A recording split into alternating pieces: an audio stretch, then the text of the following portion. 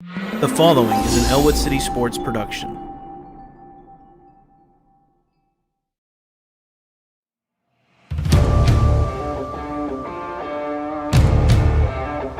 Two to the right. Quick pass out there to Dom Ho. He gets up to the 50-yard line. He's got blockers down. He goes, makes a man miss. He's got the first down. Does a little wiggle all the way. He's still on his feet.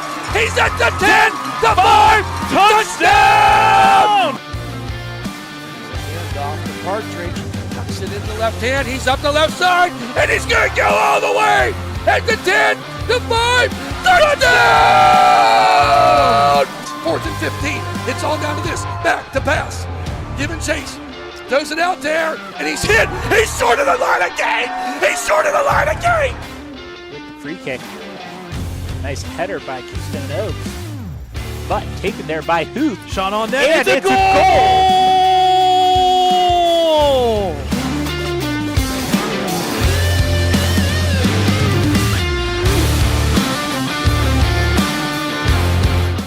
Puts it up, and down it goes. That's the game! Playoff win for the Wolverines.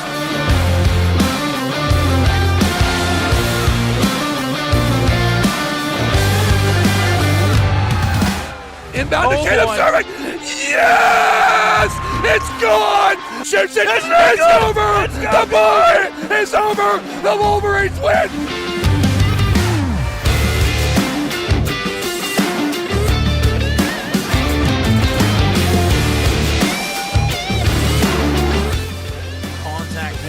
Left side field, chasing his left fielder. It's going to go all the way out of the ballpark.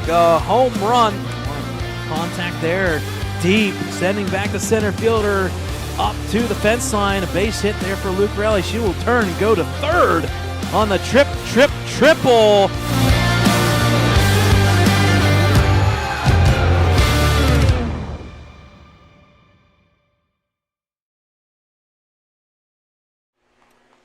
Hi, friends, and a very pleasant good evening as we come to you tonight from Ellwood City, Pennsylvania, Helling Stadium. The countdown is over as we are just moments away here from the start of the 2025 football season. Thad Sturgeon alongside Brad Windhorst and Dakota Marshall on camera once again back this year. My 9th year working here alongside Brad, and just that excitement never changes for opening day. And as we're getting ready for tonight's game, the Laurel Spartans traveled 11 miles down here, pretty neighboring school coming down here to take on the Ellwood City Wolverines in this first home opener non-section matchup. Brad, how are we doing over there? Oh, we're keeping busy, folks. It is a beautiful sunny evening. Definitely right around that 84 mark, but we're going to be staring in the sun, well, you know it, and you guessed it, for the next about 5 weeks. Yes, hopefully here in about 40 minutes usually. This is, like I said, not our first time here. That sun will get behind them trees.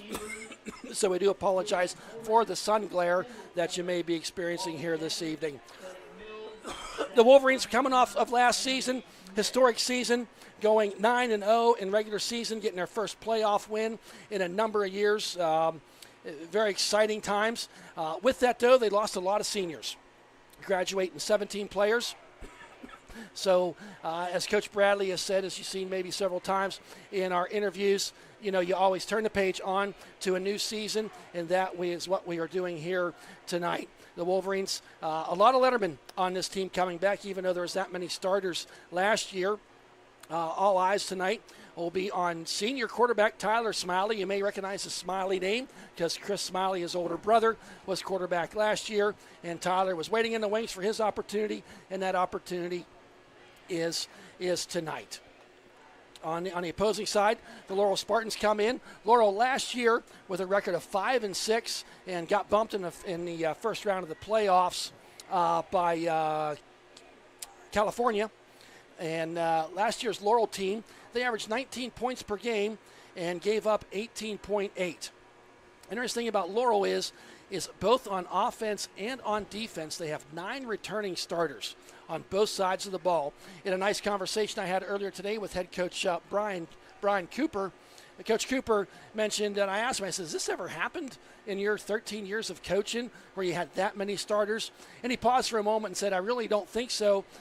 I've had that many, but he said another thing to keep in mind is they've not really been senior, junior heavy the last 2 years. So a lot of these 9 returning starters have been playing for 3 years. They got playing time and lettered as freshmen. So Laurel's coming in tonight with a tremendous amount of experience, and we'll see what they can do against Coach Dan Bradley and the Ellwood City Wolverines.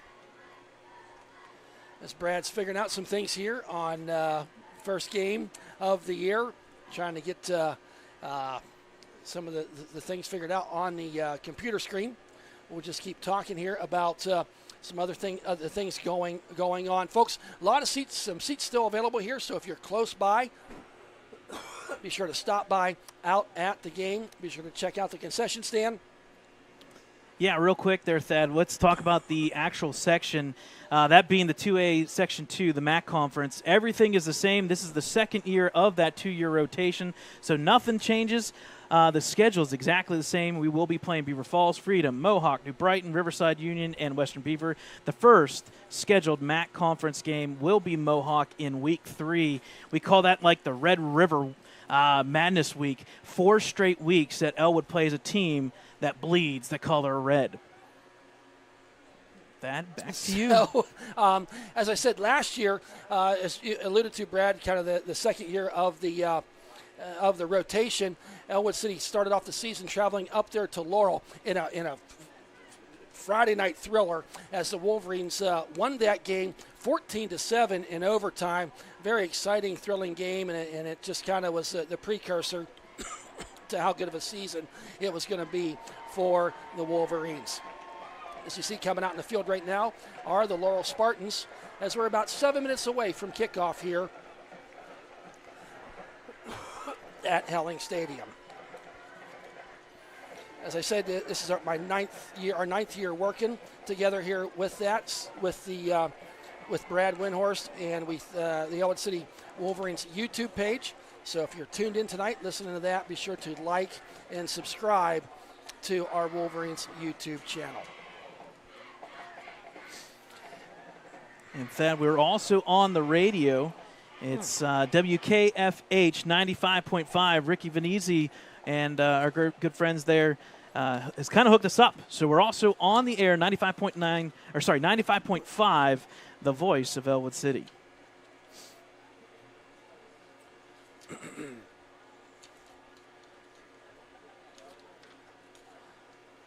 So some returning players for Ellwood City. As I mentioned earlier, Tyler Smiley is going to find his way into the starting role. He did throw the rock a little bit in some Mercy Rule games last year. But I want to talk about senior Declan O'Brien, the linebacker, defensive lineman, will be spearheading that defense. Last season he had 14 tackles for a loss, 7.5 sacks, 4 forced fumbles. So keep an eye on senior Declan O'Brien to make his presence known on the defensive side. And here comes the Wolverines out onto the field.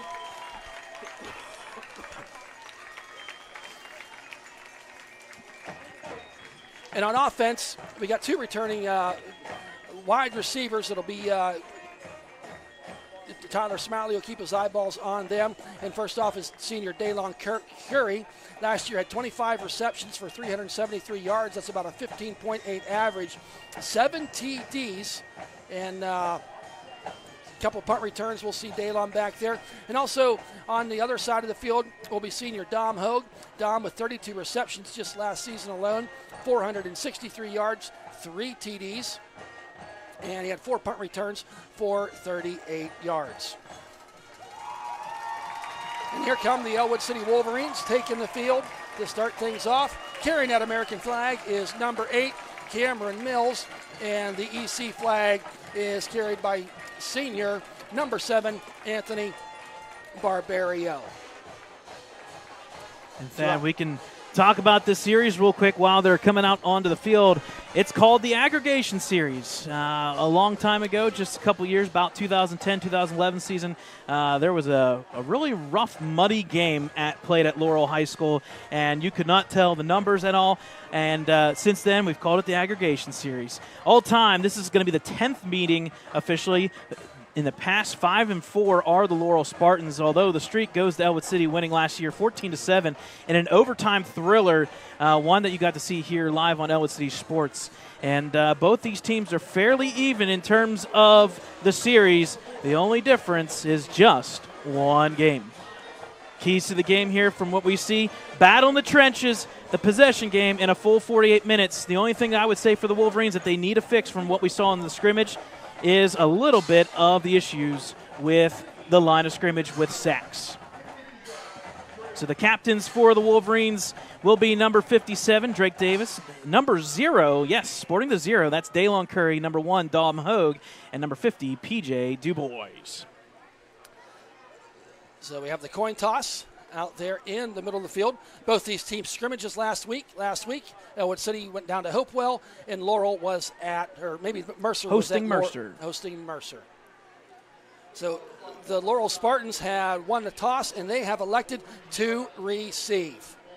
Little ceremonial handshake going on there before we start this game.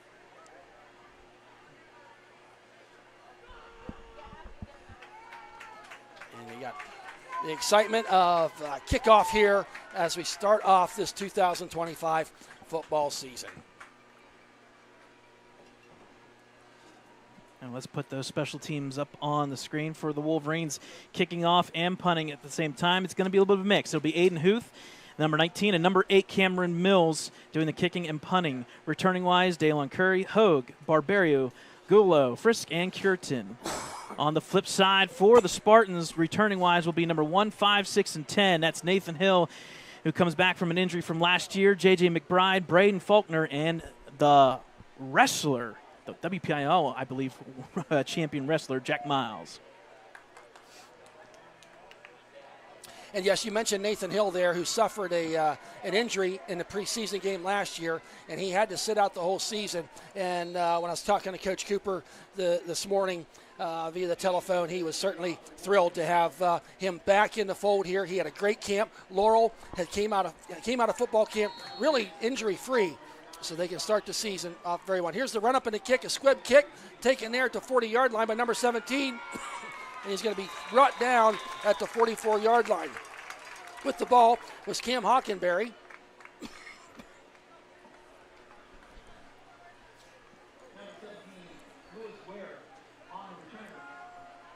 And we'll wait to see. He was brought down by a host of Wolverines. And Declan O'Brien, the aforementioned Declan O'Brien, with his first tackle on the first play of the year. Now, Laurel coming out with Luca Santini. Santini had 1,795 yards last year, a school record, and he also threw 347, another school record against Mohawk. He's back to pass here to start off the game. Throws it down there, and the ball was dropped. Across midfield, and the pass intended was for number 24, Colton Carlson, but unable to secure the ball. Ball falls incomplete, bringing up a 2nd down and 10.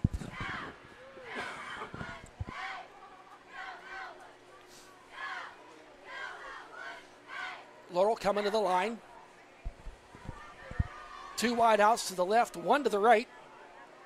Santini in the shotgun.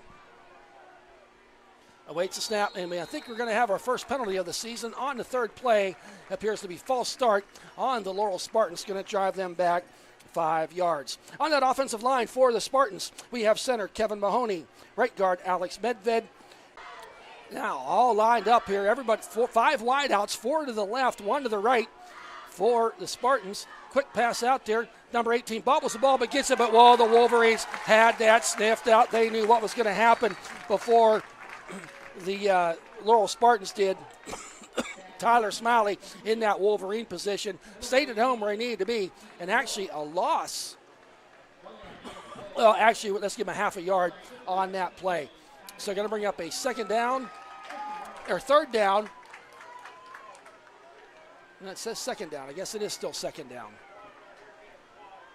And 14. Now this time 4 wide outs to the right, 1 to the left. Waits the snap, back to pass. Santini wants to go deep, airing it out down there. Goes way down there, and outstretched fingers. A valiant effort by number 24, Colton Carlson. Not sure who had coverage for the Wolverines. He was with them step for step. Carlson almost made a beautiful catch all the way down at the 20-yard line. Santini was not afraid to air that ball out on that play. So after the incomplete pass, it's going to bring up a 3rd down and 14. Oh, there was a flag on the play actually there, Thad. Oh, there and was? They declined it. Flag, Okay, illegal see- motion, declined. And see, I thought it was 4th down, but the board was saying 3. So that is now first game jitters by all here. So back to punt is number 24, I believe, Colton Carlson. Gets the driving kick away. It's going to be bounced down there, picked up at the 12-yard line by Dom Hogan. He's immediately tackled, tries to get away, and a host of Laurel Spartans was there to meet him. No return on that for Dom Hogue. This ball's going to be downed.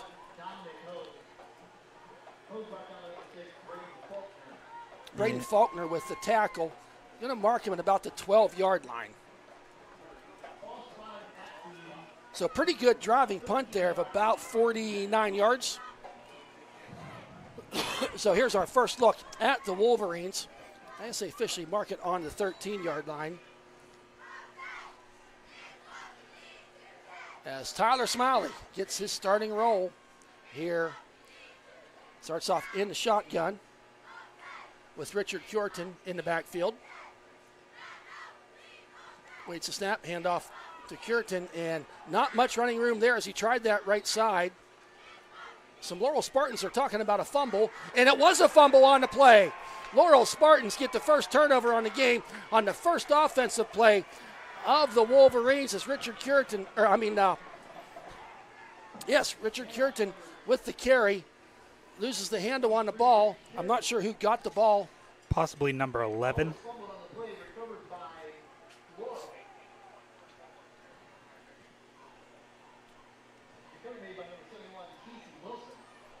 Yeah, 71. Yes, 71. That's- Casey Wilson Yep. with the fumble recovery and sets the Laurel Spartans up with great field position at the 13-yard line of the Wolverines. Brings up a 1st and 10. Wolverines, Santini under center. Had everything spread out in that first series. There's a handoff up that right side. Number 24 makes a man miss, wiggles, waggles, and now he's going to take it all the way down to about the 4-yard line. And that was Colton Carlson on the carry. They're going to mark it at the 5-yard line, so pickup of 8. Colton Gullo, the junior, with the tackle, bring up a manageable 2nd down and 2. Really a difference here. Everything was spread out in that first series for Laurel. Now they got the 3 backfield. There's a handoff, number 10, up that left side. And a nice saving tackle from the touchdown was number 4, Dom DiNucci. Miles was on the carry on that left side. He is going to get enough for the first down, so it's going to be 1st and goal for the Spartans.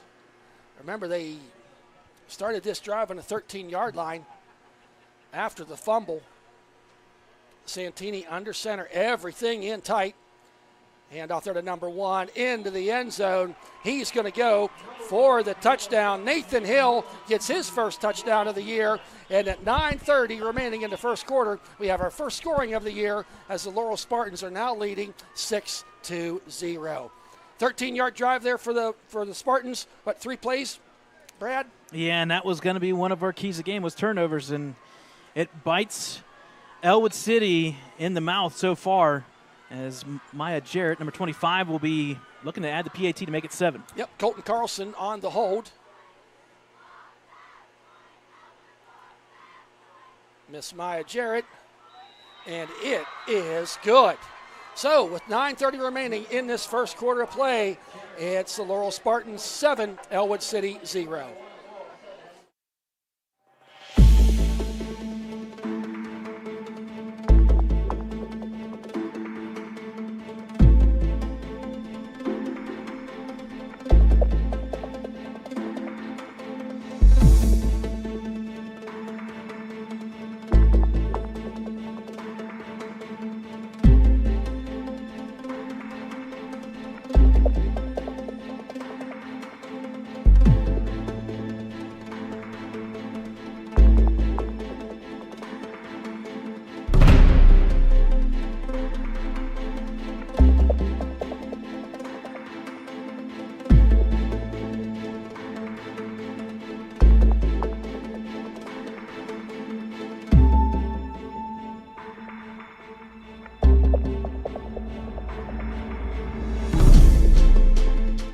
Welcome back, folks. Laurel points off of turnovers off the fumble recovery.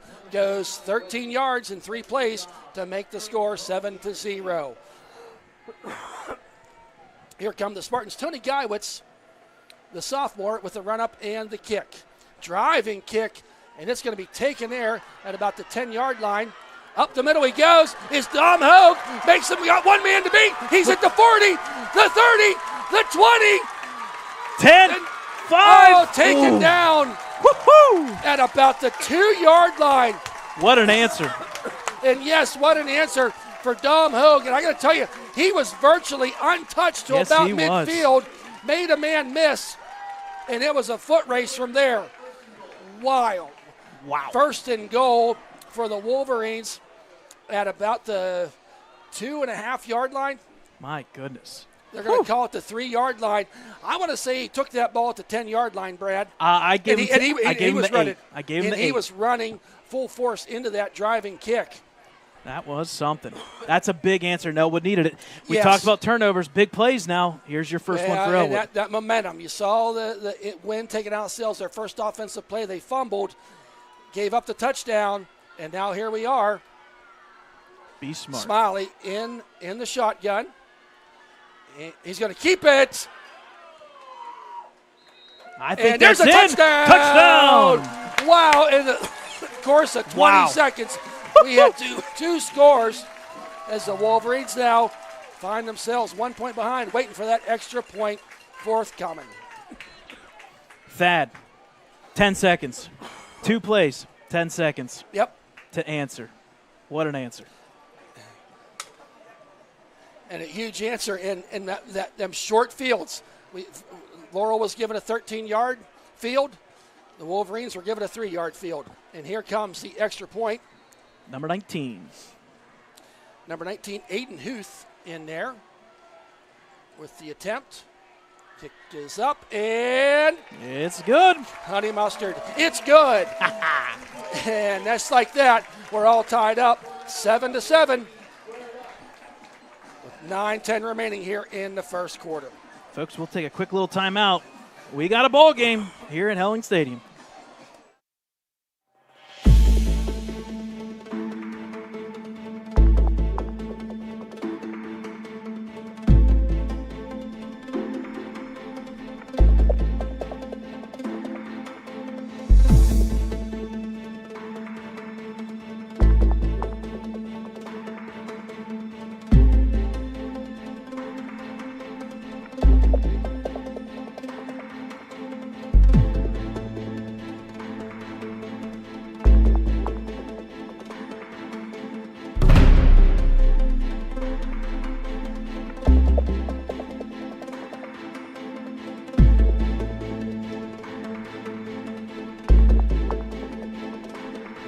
Welcome back, folks. All tied up here, 7-7, 9:10 remaining here in the first quarter.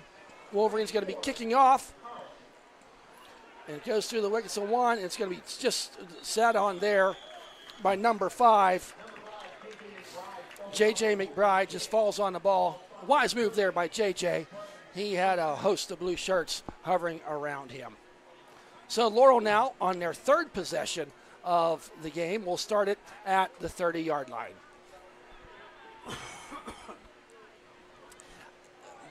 With the Wolverines, that was kind of huge, that huge run back and able to score so quickly just to help stymie that momentum that Laurel was getting early on in this game. To piggy off of that, Thad, we have 8 plays for 19 yards, and yet there's 14 points up there. Yeah.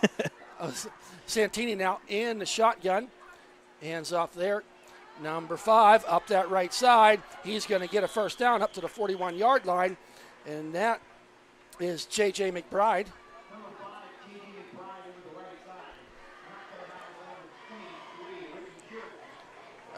Number 23 was a tackle. Yep, Richard Curitan. So actually, is that like our first down of the game? It is technically So- by the offense. And I guess there was one that Laurel had in the first drive, Yep. in the second drive. So 1st and 10 now, ball on the 44-yard line. Santini in the shotgun.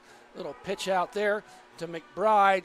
Makes a man miss. Forward progress. They thought they were going to get him at about the line of scrimmage, but he knifed his way forward. and taken down there by number 57, Drake Davis with the tackle. That's a good 7 yards right there. It was, and it looked like it was going to be 2. Yeah. So give McBride credit for making something out of nothing. So ball now in Wolverine territory, right there at the 49-yard line on this 2nd down and 3. Santini once again hand off to McBride, knifes his way through. Nice. Stood up there nicely 76. by number 76, Tristan Reynolds, as Tristan kind of kept him from getting that line again to get the first down. So it's going to bring up a 3rd and a short 1 now for the Spartans. It's kind of some substitutions coming in here for Laurel. I think we got some bigger bodies coming in there to help try to get the push on this 3rd down and 1. We've not seen a lot of offensive plays by Laurel. These are early in the game, but you'll see these formations really in and tight, and they'll spread them out too. There's a handoff. Number 10 makes a man miss up that left side. He goes, wiggles and waggles. Needed 1. He got all the way down to the 32-yard line. So Jack Miles on that carry. Declan O'Brien was in there for the tackle, and number 1, Dom Hogue. That 3rd and 1 netted them about, they're marking them at the 32, so 15 yards on that nice run by Jack Miles. Give credit to Laurel. 10 carries for 53 yards. You're averaging 5.3 per carry. And they've used 3 different running backs so far in that too, correct, Brad? Running back by committee. Santino hands off there to number 1 up that left side. Going to get positive yardage did Nathan Hill. Brought down by Daylon Curie.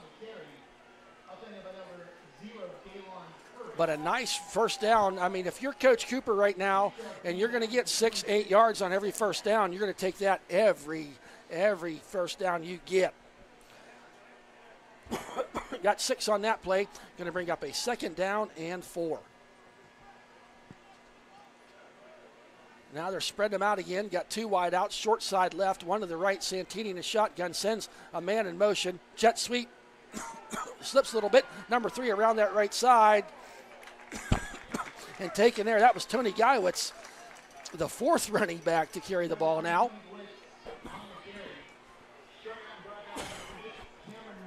Cameron Mills in there with the tackle.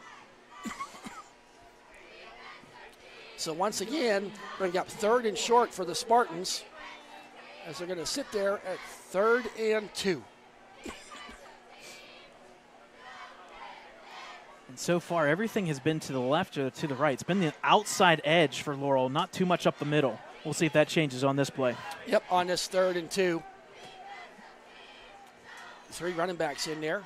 Looks like a counter, hands off, and through the hole he goes was number 2.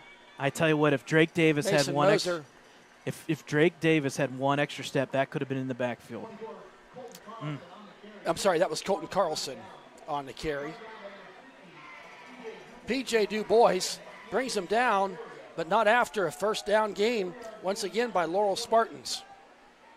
Laurel on this drive kind of methodically going down the field, just getting them first downs. Ooh, nice word for week 0. There we go. Hey, I've done my homework in the last 6 months. So, ball on the 20-yard line.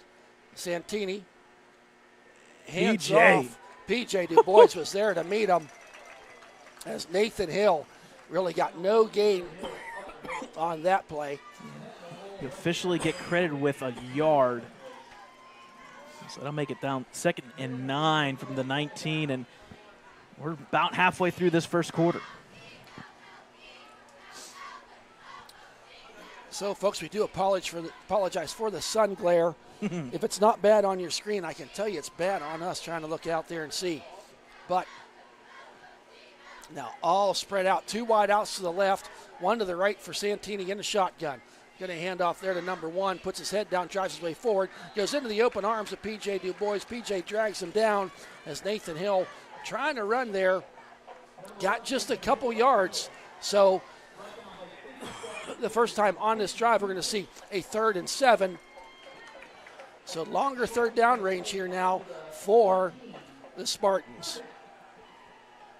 You know, I mentioned Santini last year threw for 1,795 yards. They did a lot of passing. They kind of relied on that with Nathan Hill being down in the preseason. Now we're seeing a little more balanced attack, and Coach Cooper was hoping that would be the case. Let's see what they do up here in 3rd and 7. There's a fumble. Picks it up, and Santini just wisely falls on it. And I tell you, that fumble was caused as number 7, Anthony Barbario, he was all in on the blitz that time as he was trying to fill up that gap. And the snap just could not roll back to Santini. Goes all the way back to the 30-yard line. Yeah, that snap. So a loss of about 12 yards on the play. Yeah, that snap never once left the ground. It was a straight zinger. And give credit to Santini, though, just falling on it. Yep, so now it's a 4th and 20. As Santini's in the shotgun. 2 wide outs to the right, 2 wide outs to the left. Wanting to show blitz. There's Santini. Got some time. Throws it out there. Nice. Oh, my. Tyler Smalley had his fingertips on it. Jumped up there to bat the ball away. Ball over on downs. I'm going to say a huge win for the Wolverines defense. Laurel was driving the ball down the field. Yeah, and if you think about it, Thad, the Ellwood City offense really haven't been on the field except for 2 plays. So you kind of want to get back out there. With 9 minutes gone in the first quarter of play. Oh, man. So Wolverines will take the ball over. Ball on their 30-yard line.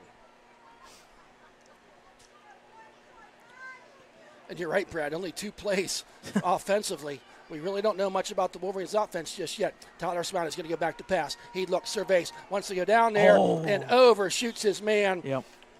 He had Daylon Curry coming across the field there at about the 45-yard line.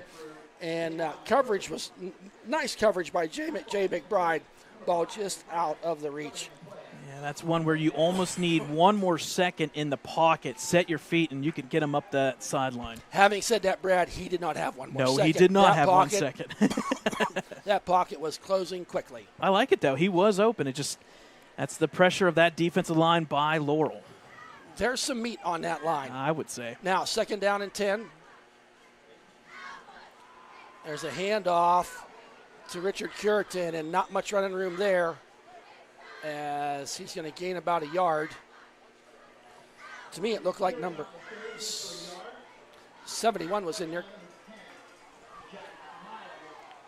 They're going to call Jack Miles on the tackle. So 3rd and 9 here now for the Wolverines with 2:30 remaining. Wolverines' 3rd possession in this first quarter.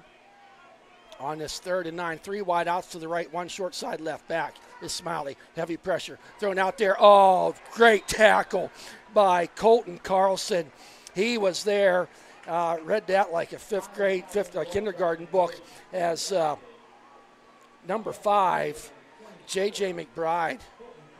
Or Colton Carlson was in there as Dom Hogue had nowhere to run, nowhere to hide. Loss of a couple on that play. Loss of 1 on that play. That's going to be 4th down and 9 for the Wolverines. Now bring out Aiden Huth, the punter, number 19 for the Wolverines. Here with just under 2 minutes left, they're looking to make sure everything's okay, and I have a feeling this is probably going to be a timeout here from Ellwood, maybe. Yeah, you're they got the snap got off. Wasn't safe. Huth, not much of a punt there. No. He tried to rush it. Oh, boy. That's a negative punt. That punt literally is lost a yard. Yep, negative. Nope, it's going to be 0 on the dot because it was at the 29. Yep, where they spotted it. It just was, and something was just out of sync there, and Huth was trying to get the ball taken off. With that, he got it with 1 second on the play clock, if that. Yeah. He would have been better off to take the timeout. Take a timeout or get the 5-yard penalty. Mm. So Laurel now setting up. Wolverines are 1:21 left. Correct me if I'm wrong, Brad. They have about 3 yards offense in this first quarter. Oh, you nailed it. 3 possessions. They do have a score though. Yep. With that short field. So Santini, Laurel lining up. Hands off around that right side. It's number 24, Got a man to miss, makes a man. Oh, he's going to go all the way for the touchdown. 29 yards for Colton Carlson, the senior, and takes it into the end zone. Wait, we got a flag. Hold the phone, Mabel. There's a flag on the field. All the way back at the 25-yard line. I have a feeling. And I'm just thinking by the body language of the Laurel Spartans on the field, this one might be coming back. Yeah. Looks like it's going to be a hold, so it'll be a spot foul and bring it on back.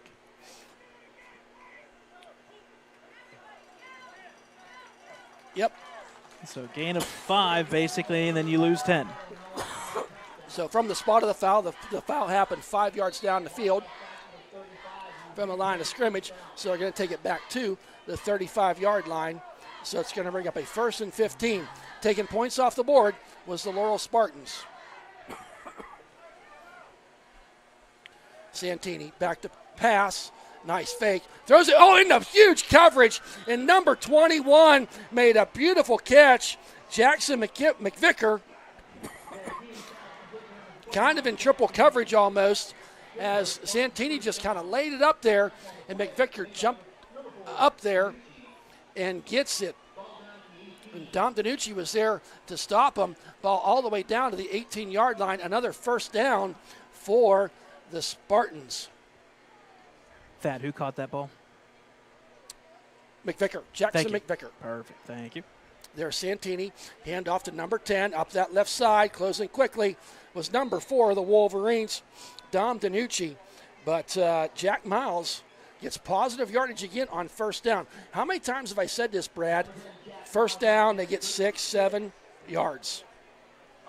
When they haven't, the Wolverines been able to stop them from getting a first down, but consistently getting 5, 7 yards on that first down. So going to bring up a 2nd down and 4, ball on a 12-yard line. And that is going to be the end of the first quarter, as the Wolverines are tied right now with the Laurel Spartans 7-7. All right, folks, we'll take a timeout here at the end of the first quarter. 7-7, my apologies, in this one.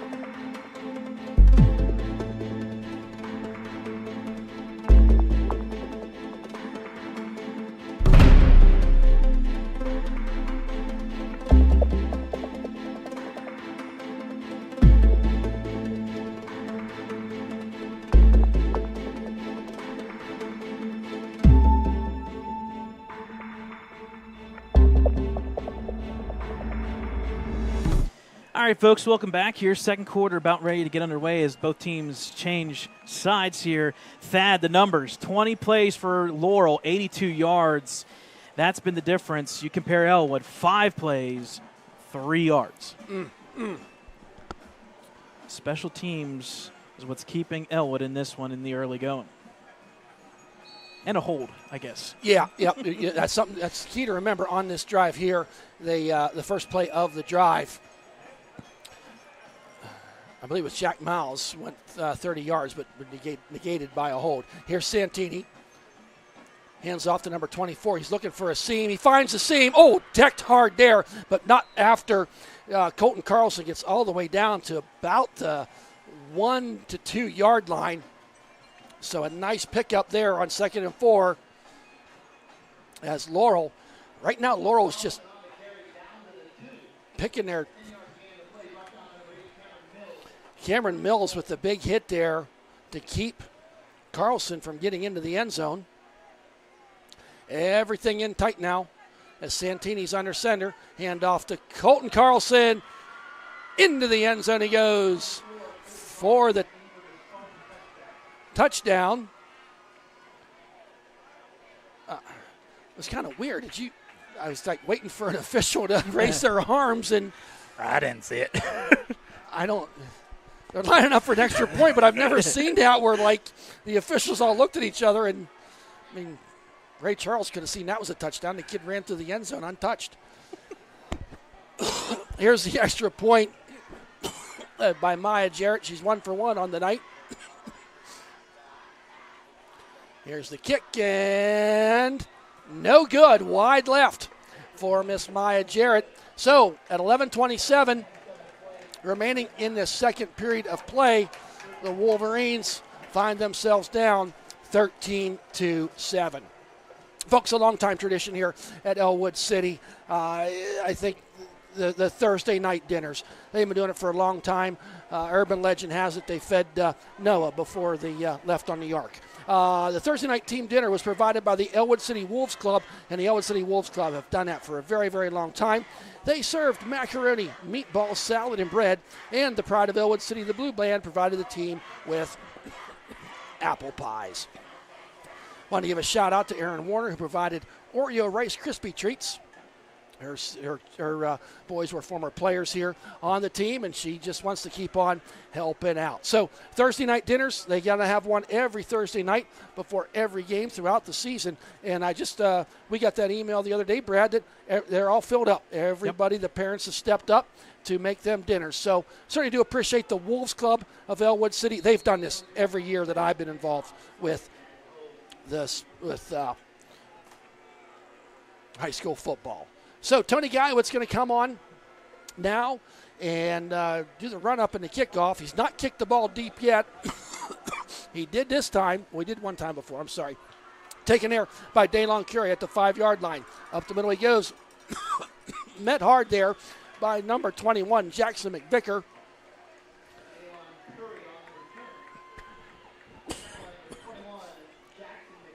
So they're going to mark him down at about the 20. We're going to call it the 25-yard line. So about a, 18-yard return? Return of 20 on the dot because it was at the 5. Okay. Yep.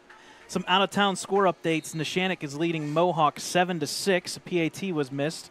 7-0, Shenango up on New Brighton, and a good one up in D10, 7-7, Wilmington in Greenville. That will be a big D10 one for D10 championship people. Game last year. Yeah. Yep. Now back to pass to Smiley on this 1st and 10. I like Meets it. some resistance. He's going to run. He's at the 35. Get out of He's going to bounds. be out of bounds at the Smart. 40-yard line. And a nice pickup there as he was chased out of bounds by Braden Faulkner, the junior 5'10", buck 45. Smiley takes the ball from the 25 all the way down to the all the way up to the 40-yard line. And give credit there to PJ Dubois on the sideline, giving him a hug. Make sure he stays upright. Well, they just got more. They got more yards on one Yes, play they than did. they did the whole first quarter. So We're still waiting for a Tyler Smiley completion for positive yards in his career. I think it's coming here soon. So Eli Moore, the center, out over the ball. Hands off there. And bowls his way forward was Barbario, but met him there was Jackson McVicker. McVicker, just a sophomore. Early going in this game, they got him listed at 6'0", 195, but he plays a little bigger than Yes, that he does. in the early goings of what we're seeing that young man on the field. Also, you got Tristan Reynolds there at right tackle. Colton Gullo, and I don't know if he's out there for tight end right now. Nick Condell and Drake Davis, left guard and left tackle, respectively. Now, on this 2nd down and 8, Smiley back to pass. Kicks it off the turf was Daylon Curry. Tries to make a man miss. Goes backwards. White shirts all around. And trying to make something out of nothing was Daylon Curry. And nothing kind of won because he gained about, got back to the original line of scrimmage. Man. Going to bring up a 3rd down and 8.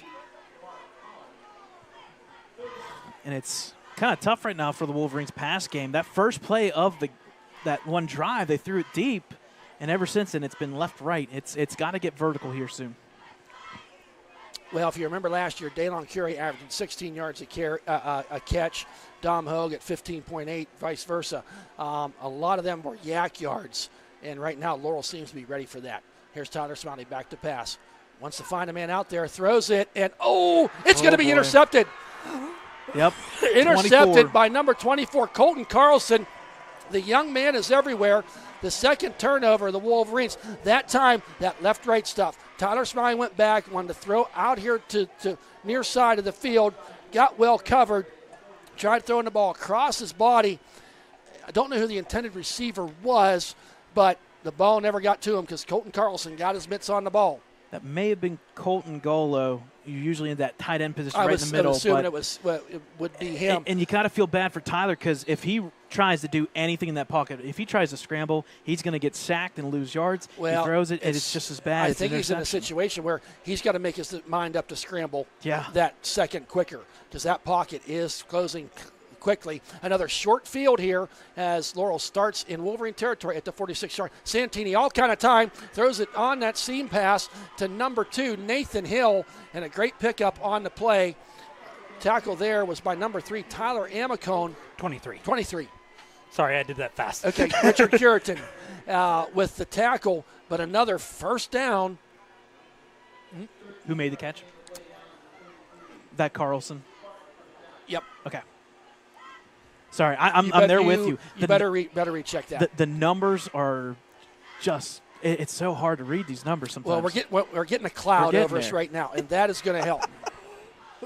I hope that cloud does not move.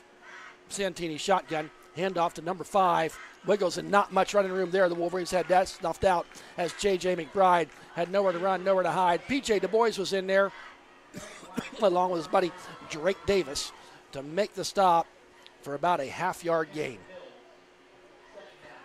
Right now, I think that's one of the keys for the Wolverines' defense is not giving up. They've not given up a huge play, but just giving up that 6, 7, 8 yards on the first down. So we're going to call second down and 9. Ball on the 32-yard line. Santini, low snap, but gets it, throws it out there, and it's going to be intercepted by number 3, Tyler Amicone, as Santini just threw the ball a little bit too high for that intended receiver. Pressure helps everything. At that time, Santini had a little pressure coming at him, and he just had to get rid of that ball a little quick as the ball was a little bit too high. So Wolverines now get their first turnover of the season via the interception by Tyler Amicone. And those 2 drives there kind of make it feel like it is the first game of the year. Some ill-advised passing. You don't want to make those little darts. Well, if you miss them, it's interception easily. Laurel's outplayed in this game. I mean, the Wolverines quite actually are lucky right now to be only down by 6. Smiley in the shotgun, sends Daylon Curry in motion. There's a handoff and gobbled up there and thrown backwards was Barbario. It was number 51 with the tackle, Tyler Fuchs. It's actually going to be a loss of a yard. So now we're looking at a second down and 11, 7:55 remaining on this rolling clock. And worst case scenario right now for Ellwood, you just want to get a first down and get it out of your side of the field. Right. And keep that clock maybe running just a little bit, and let's regroup at halftime. Because right now, this offense, 10 plays, Thad, 19 yards. And one of them was 15 yards. Yep. Play 3 seconds. Running down there. They're not going to get it off. No, they're not. Nope, they did not. That's going to be a penalty. When your offense is struggling, you don't like them penalties. That's going to be 5 yards knocked off. So that second and 11 now is going to be second. I'll never understand 16. it. Use your timeout. Somebody got to know about the timeouts here. So Tyler Smiley gets direction from Coach Bradley on the sidelines.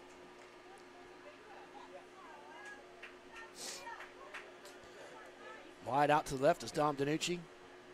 Near side, Dom Hogue. Now back to pass. Smiley meets some resistance, and he's going to be tackled from behind as he's trying to run forward as big number 71, Casey Wilson. We've said this several times. 5'10", 270. Takes down Tyler Smiley at the 15-yard line. Yeah. They're going to bring up a third down and 16. That will technically go in as a sack of 1 yard. So Casey Wilson's going to be all for that. Gets his first sack of the year in the second quarter of the first game. So 3rd and 15. Wolverines need to get some positive yardage. That first punt that they did to the game just don't make you feel real good about the punting game. Tyler Smiley back pass, throws it out there, finds his man. Ball comes out. Daylon Curry had it, and a hard hit, I want to say by number 10, Jack Miles, forcing the – they're going to say that he actually caught it. They called it a catch? Okay, now they're going to change it back. Yeah, now they're going to change it. They're going to talk to it. No, they're going to talk about it. They're going to give him a catch? Wow. No, they waved Incomplete. it off. Okay, yeah, we wear blue, but that's the right call. Yep. That incomplete pass. So that's going to set up now a 4th and 15, and here comes the punt team, and we need a punt more than 0 yards. Yes, we do. Back to return. They kind of got Laurel. Well, now they're situated where Laurel wants to be. Number 3, Tony Guyewitz appears to be back there to receive that punt. Huth, high snap, goes over his shoulder and out the back of the end zone. We got ourselves a safety. 2 points for the Laurel Spartans as the snap went over the head of Huth. You talked once about special teams. Yeah, we had a long kickoff return, but since that moment, special teams for the Wolverines have really hurt them. So 2 easy points there for the Spartans. And even with that mistake, it's still a 1-score touchdown lead. Well, sometimes your positivity really astounds me. Look at that. That's another big word for me. I tell you, I'm doing a podcast thing, so I'll start watching podcasts. So I think it's helping my vocabulary. You and podcasts. Yep. 2 things I never thought would mix. Yep. Well, I figured out how to hook. Do the cows listen to as well? I figured out how to hook up a Bluetooth. That's why we listen to it. So, oh boy, I tell you, just the Wolverine sidelines, the Wolverine fans. They look nervous. They just. It's anxious, nervous, and they look unsettled. Yeah. So now the Wolverines will be kicking off after the safety at the 20-yard line. Both teams have all 3 timeouts remaining, 6:15 remaining. There's a kick taken there, and going to jump on it is number 6, Braden Faulkner. Wow. That's a quick whistle because to me, he never possessed it. Now, he still ended up with it, so it doesn't matter, but that was a quick whistle. Yeah, I think he had it. So, once again, pretty good field position for the Laurel Spartans at the 45-yard line.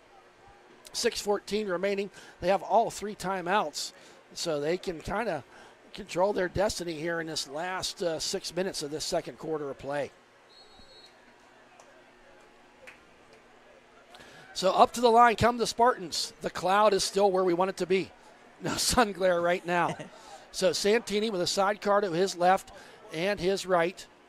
No, he's in the under center. Handoff there, and not much running room. Drake Davis with the tackle. For the runner, Jack Miles. As you said, Drake Davis with the tackle. Going to give him about 2 yards on the play. Going to bring up a 2nd down and 8. So the Laurel Spartans coming to the line. They're winning all the stats right now. More importantly, in the turnover department, 2-1, and more importantly, the score, 15-7. Santini back to pass, got all kind of time. Looks, throws it down the field. His man turns around, number 24. He's at the 20. 1 man to beat. 10, 5 into the end zone. Are you kidding me? He made it look easy. Did Colton Carlson? He went 53 yards. Santini had time to stand back there, make a sandwich, look downfield, found his man Carlson, turned around. Got the ball, perfect timing pattern, perfect timing pass, and it was off to the races as Carlson ran that ball about 35 yards after the catch to make the score 21-7. Extra point forthcoming. What a second quarter here for, well, both teams. Well, yeah. Is your glass half full or half empty? Maya Jarrett now, she's 1 for 1 on the night with extra points. There's the kick, and it is good. Count it. Making a score 22-7, 5:22. That last possession for the Laurel Spartans did not take long. 2 plays, 55 yards with 53 on the touchdown reception by Carlson. We'll take a timeout here with 5:22 remaining in the first half. Spartans by 15.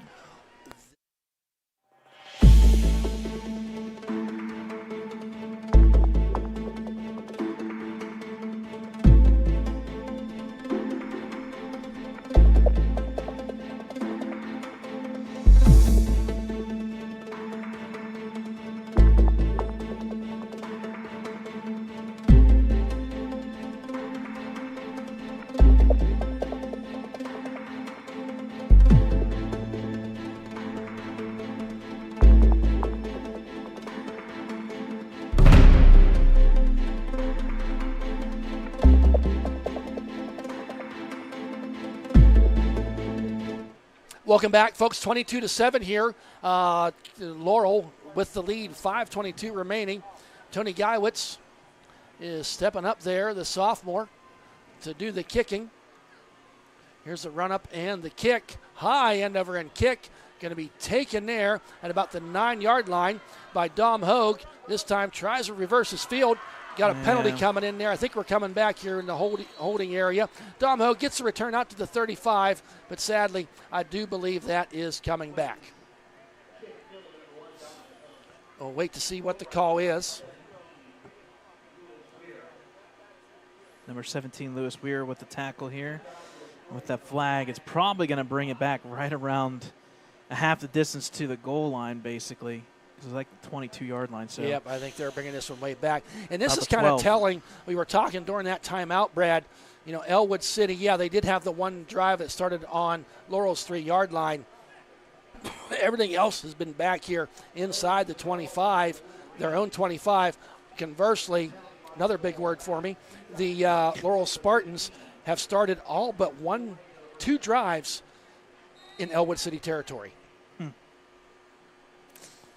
So 5-11, Wolverines, I think right now just wanting to get something positive offensively. Biggest play of the night is 15 yards.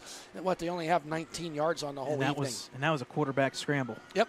Here's Smiley back to pass. Surveys. Got some time this time. Steps up. Throws it down there. That's got to be. There you go. That's a penalty.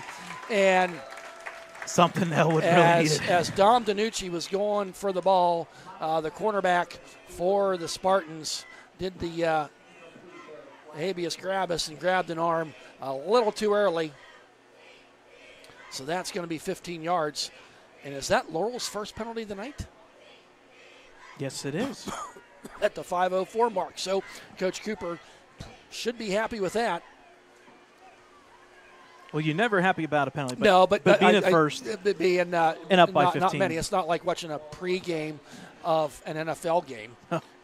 Preseason game and an NFL game. So, okay, first down for the Wolverines. Their second of the night via the penalty. And now we got a flag for illegal substitution, or nope, are they going to get a timeout? I saw a flag, and then we're going to get a timeout officially? Yeah. So a timeout taken by Coach Bradley. They're going to have 2 remaining. Okay. Whew. A couple more announcements here by the football boosters, Brad. I'd like to give a shout out. They asked me to do. They just want to give a huge thank you to the KC Venezi Foundation for their generosity and unwavering support of the football program.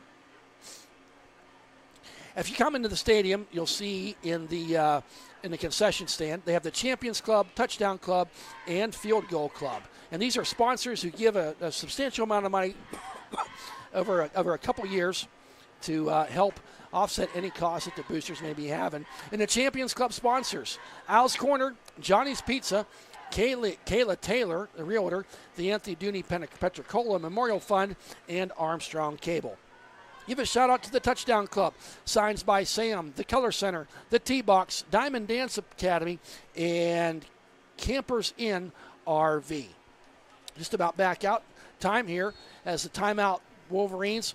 They're 1st and 10, ball on the 29-yard line. Tyler Smiley in the shotgun. On the keeper, and nobody was really fooled. He was hit hard and with authority. Going to get a couple yards on the play. Casey Wilson came forward with a head of steam and hit Tyler Smiley pretty hard. But that kind of fake quarterback run there ended up getting him about 4 yards. So 2nd down and 6, 4:33 remaining. If you're Ellwood, you are in no hurry right now. Yep, you still got 2 timeouts. Let's just try to get some good offensive plays in a drive.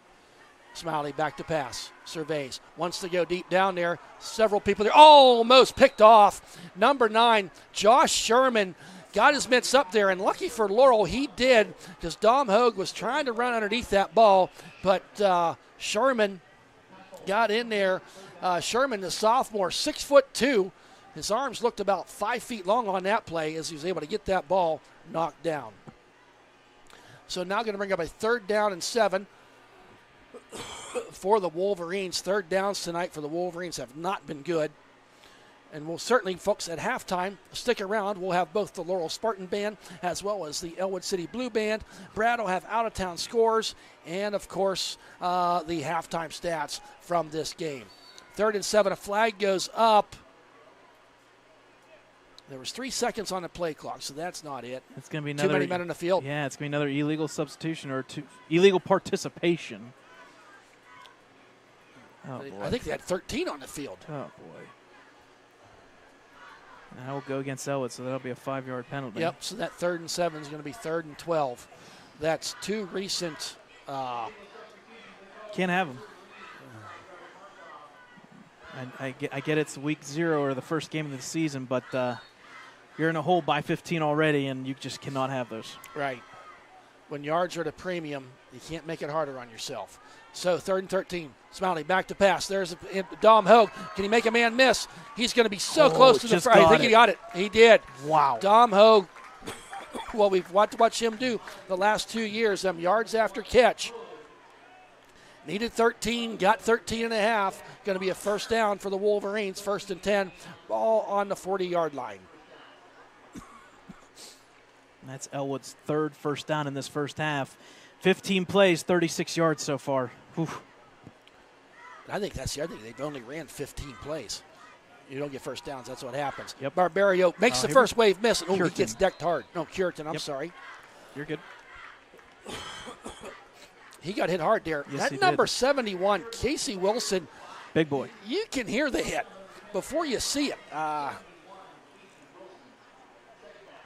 But a nice pickup of 5 yards there for Richard Curitan. The junior, the 5'10", 185. 2nd and 5, ball on the 45-yard line of Ellwood City. Sends Daylon Curie in motion. Back to pass is Smiley. Hold, didn't get called. There's a catch by Dom Hogue. Can he make a man miss? He's down to the 28-yard line. Big time pitch and catch there to Dom Hogue. Braden Faulkner brings him down, but not after a 28-yard gain, the biggest play for the Wolverines of the night. And remember, Brad, the stats really don't matter. It's that score at the end. The Wolverines find themselves down by 15. You finish out this last drive of the 2nd quarter, makes it a whole different ball game. Smiley surveys, gets the pass, looks back, wants to go downfield, throws it way down there, got his man, almost caught by Daylon Curie. Some Ellwood faithful for maybe looking for a flag, but the men in stripes did not see it that way. Incomplete pass, going to bring up 2nd down and 10, ball on the 27. 2:33 remaining.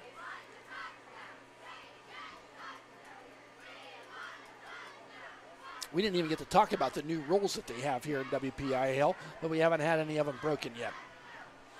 Let's keep them that way. Good, because I don't have enough lawyer in my background to interpret them. Smiley, back to pass. Throws it out there. Almost caught but dropped by Tyler Amicone. as he went out there in the flat, is open for just a split second, but the ball falls incomplete. That's one of those ones where you kind of take your eyes off the football and you don't possess it, and you want positive yards. That could have been a third, maybe 7 or 6, manageable. Yep. Now it's back to 3rd and 10 here, just when you think Ellwood was maybe moving the ball down the field a little bit. But they did get a 3rd down conversion on this drive so far. So can they make it 2? I think you're going to have to get to the next level in passing here because Laurel may be ready to go for those screens here soon. 3 wide outs to the left, 1 to the right. Smiley wants to be the keeper, and he's going to be wrapped up and drugged down there. Zach Miles was in there, but I think the first arm on him was number 21, Jackson McVicker. And that was clearly a designed play where they're setting up for 4th down. Yep. It was clear as day. But I have a feeling they were hoping to get more than a yard out of it. Yeah, I would say. So 4th and 8. Wolverines would love to get something here. Clock just under 2 minutes to go, and Coach Bradley's going to need a timeout to talk about this. Yeah, smart move there, and because this is a big – you never want to say it in the first half, but this is a big momentum shift. If they can get anything out of this, you get points up there. You kind of feel like – you may be the luckiest team in Lawrence County right now going to halftime down by a score. Minute 56, that's a lot of time up there. Yes, it is. So don't forget, folks, volleyball will be starting off things here tomorrow up at Newcastle for their first match of the year. Boys golf, suffered their first loss in a long time. They had a 22-match streak, and it was snapped there early this week by Neshannock, but not to be outdone. They turned around, come back, and won.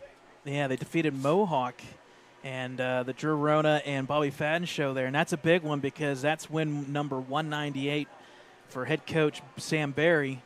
22 years. That is a long time in racking up 198 wins. Yeah, so so far. Good for him, and hopefully he can get that 200 here before too long. So always remember, folks, keep apprised to ecwolverines.com, our Facebook page, and Instagram and Twitter to see all Ellwood City sports. 4th and 8. Big play here for the Wolverines. 2 wide outs to the left, 2 short side right. Smiley back to pass. Throws it. Oh, its ball's intercepted by number 10, Jack Mills. Almost trips, but he stays on his feet and gets it all the way out to the 40-yard line. 3 turnovers in this first half for the Wolverines. Wolverines had something going there, but on that 4th and 8, Jack Mills just kind of back there in that linebacker position, jumped up and grabbed that ball. And I tell you what, Thad, the player that made the tackle, that's Tyler Amicone for Ellwood. If you didn't see it, he was wide open on the left side. He would have waltzed right in for a touchdown. That's kind of why he made the tackle, but unfortunately a bad read there and another turnover. So, how the turntables have turned. You got a $143. Laurel with the ball on their own 41-yard line, and they do have all 3 of their timeouts remaining. The Wolverines, I'm just going to say it, Brad, come out of this game just look flat. Yep. Santini, all kind of time. He's going to drop the ball and run. Up that sideline he goes. No one's going to hit him until he gets to the 35-yard line. Good gravy. He ran for 24 yards. Well, we may get a hold or a block in the back. There is a flag out there. There is a flag? Yeah, there is a flag. I'm assuming this is going to be either maybe a chop block. If not, it's definitely going to be a hold. It's a huge sigh of relief for Wolverines. For all. If you're a Wolverine fan, it just looked like the Wolverines were watching them. And that's something I thought we would see a little bit more of Santini running the ball, because he did do that some last year.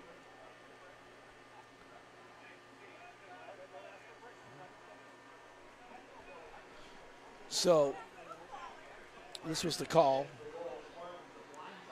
Blindside block. So that's the big one. Takes it all the way back to the 34-yard line. So a big play for Laurel taken off. They've had a couple of them tonight. There's a jet sweep, number 24 with the ball. He's got a head of steam rolling forward. Can't get him stopped. Oh, my goodness. Finally, pinballing around. Oh, my goodness. Number 24, Colton Carlson, just ran that ball 66 yards. I think every blue shirt touched him, but would not bring him down. Ouch. If you're a Wolverines fan, if you're a Spartan fan, you're smiling like a butcher's dog because that was a pretty run by Carlson. What did I say? 66 yards, making the score 28-7. And I tell you, Coach Dan Bradley on the sidelines looks like he just finished his first day in the job opening return boxes for the Cologuard Company. He can't believe what he's seeing. As now Maya Jarrett comes on. Maya Jarrett comes on for the extra point. She's 2 for 3 on the night. And we're going to make it 3 for 4. 29-7. We said that when Mills, that's 2 touchdowns off of turnovers now that Laurel's been able to get taken care of, for 1. And 2, we said they had a $1.48 remaining when they took that ball over at the 45-yard line, had a 15-yard penalty chop block. All that did was help Carlson's numbers for the night because it gave him 15 more yards to run. I was just going to say, these big plays are now all in favor. We had one big play for Ellwood, that's why they got 7, but after that, it's been all Laurel. And give credit now, Colton Carlson, 6 carries, 96 yards, and more importantly, 2 touchdowns. Wow. And then receiving-wise, he's got 66 yards, so tally it up, folks. Laurel's got 229. He's got about 160 of them. Well, that run there, that was just that.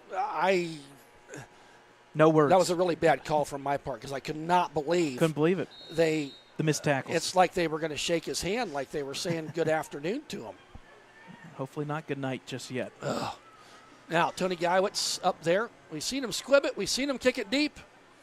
And he kicks it deep again. Wow. Gets it down there pretty far, and that's going to be all the way in the end zone. Yep, he touched in the end zone. That's going to be an automatic touchback. I thought he was at the 1 then rolled in, but give a touchback. He was that heel was back in there. So right now, if you're Coach Dan Bradley with 1 timeout, $1.17.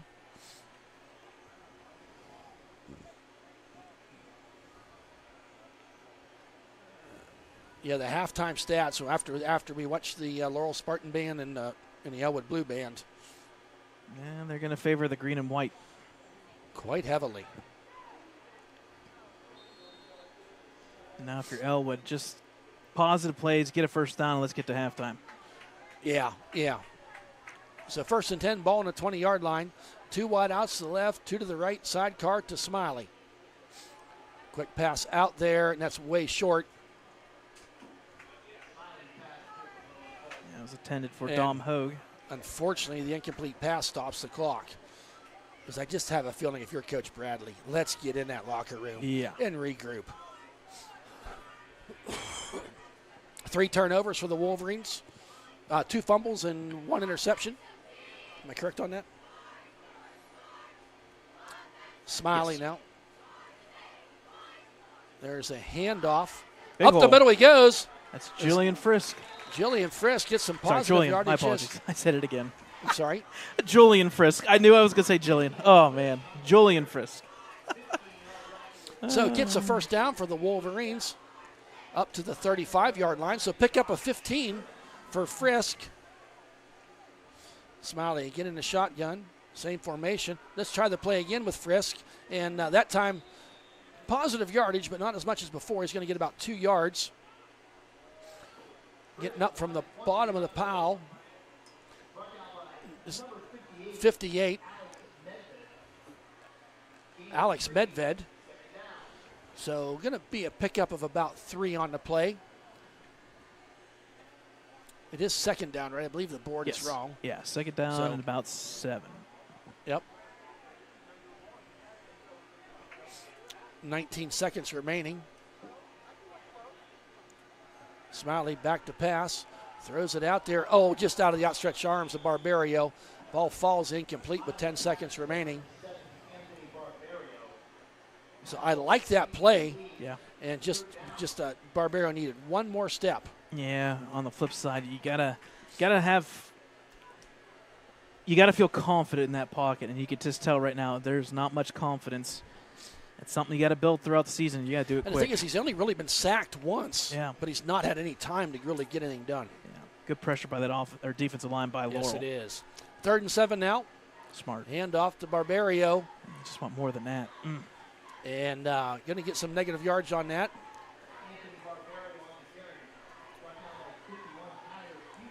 So Tyler Fuchs with the tackle. And that's going to end the first half of play.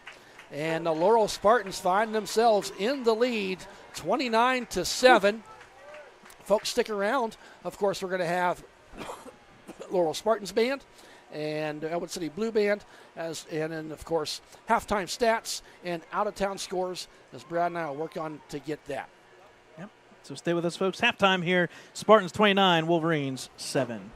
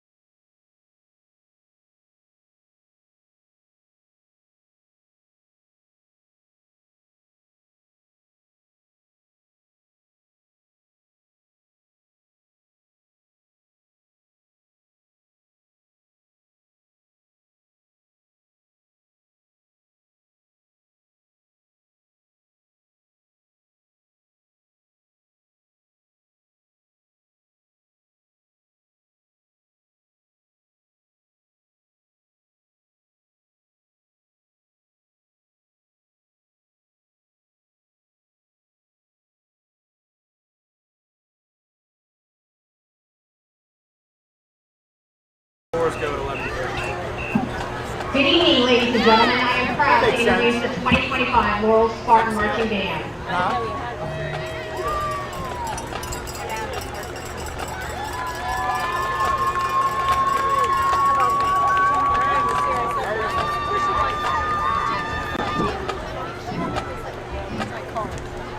Did he just have another surgery? Did he have another? I think so, yeah.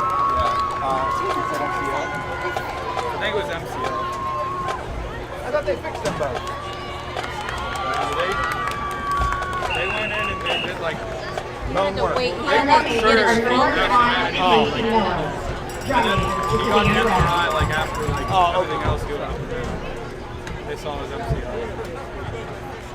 That kid's lucky. Yeah. Very good. I was talking to Rick and Justin Brogan. They were the ones that were there. Yeah. Tonight we bring you the dynamic show Colors of Rock, where each note paints a different shade. Each song tells a different story. And each rhythm brings us closer to the soul of music. Our first song is from Red Hot Chili Peppers, titled Fire Ground, which features a Spartan drum line.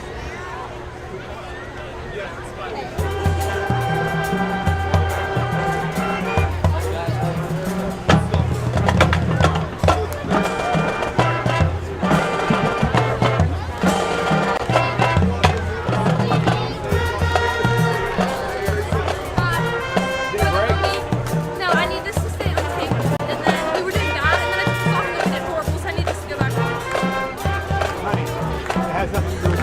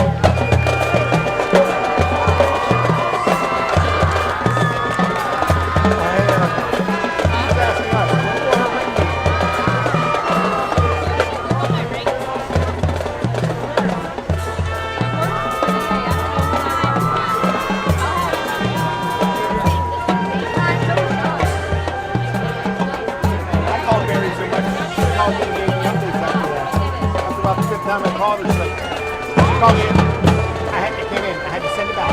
Well, I want it now. I paid for it 8 months ago.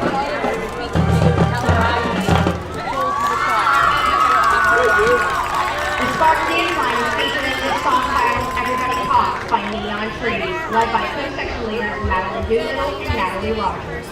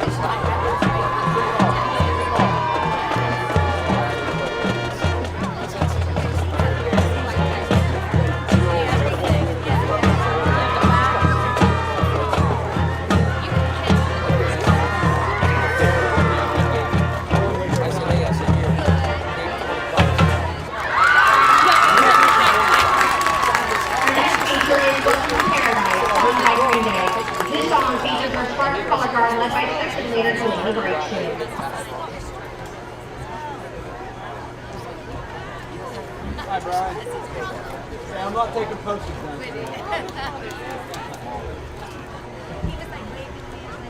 Super Gavin.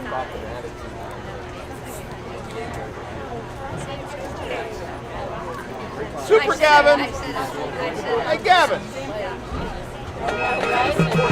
How you doing, buddy?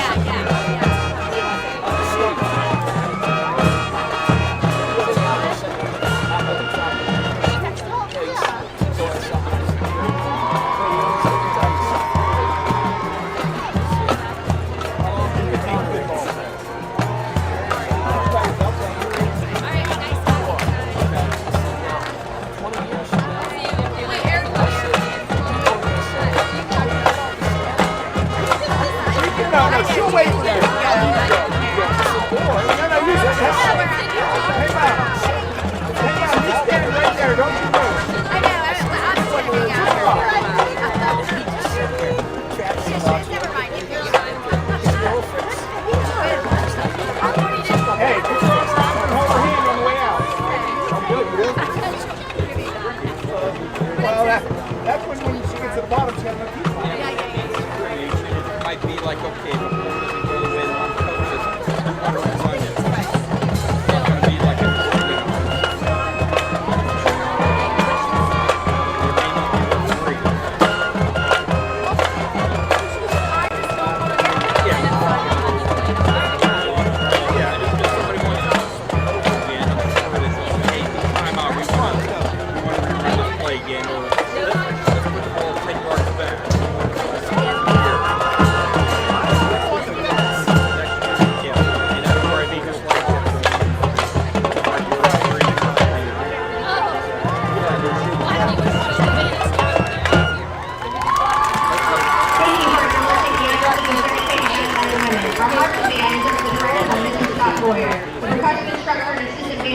Mr. Josh Johnson.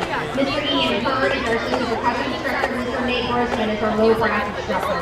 Miss Rachel Croner is the woodwind instructor. Brass instructor is Mr. Jaden Boyer. Miss Patsy Berry is a clarinet instructor. The flag line is evaluated by Mrs. Kristen Green. The dance line is evaluated by Mrs. Jessica assistant is Mr. Solomon.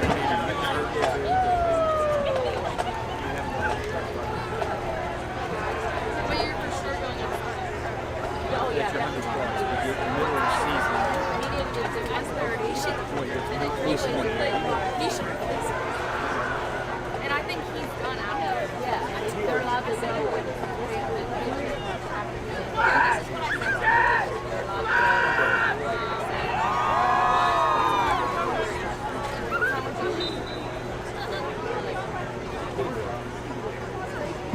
Good evening, ladies and gentlemen, and welcome to the Lincoln High School Boo Band's Crank and Funk Show.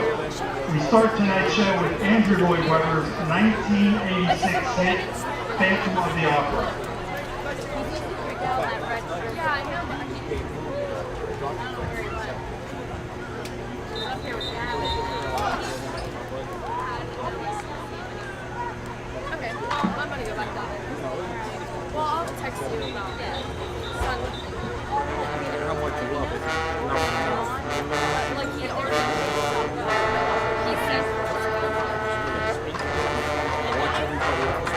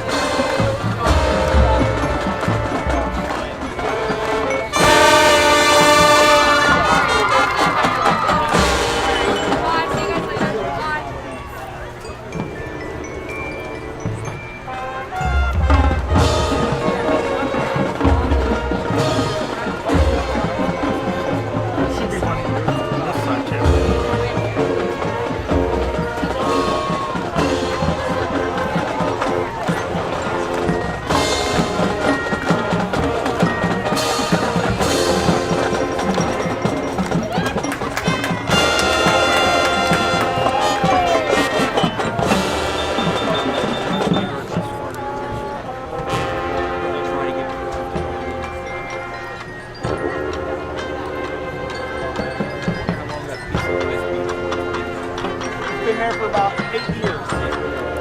But guess what? We moved down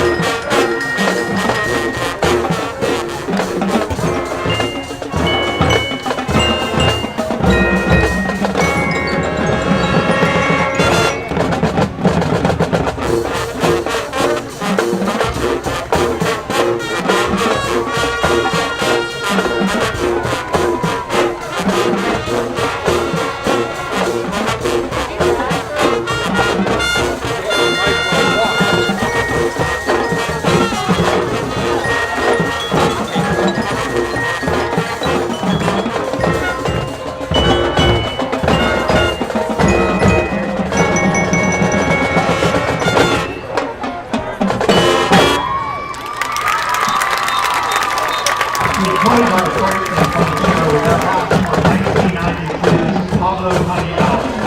This is our rendition of Radiohead's Freedom.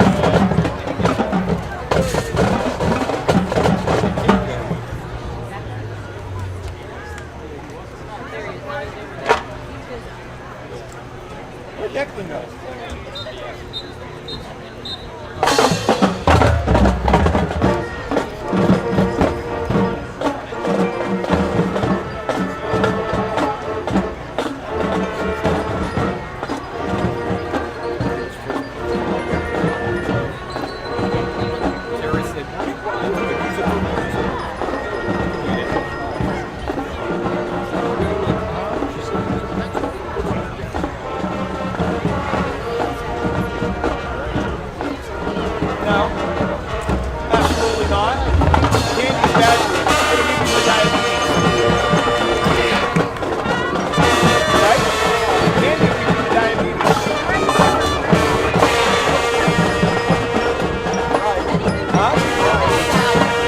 Although I did find out that nicotine in gin is good for you. In low amounts.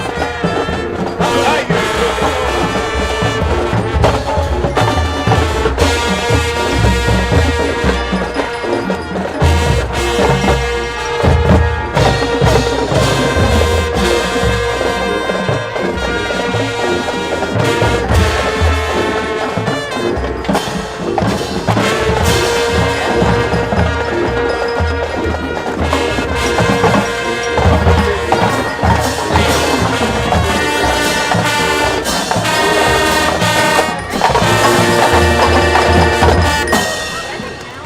Ladies and gentlemen, your Lincoln High School Marching Blue Band.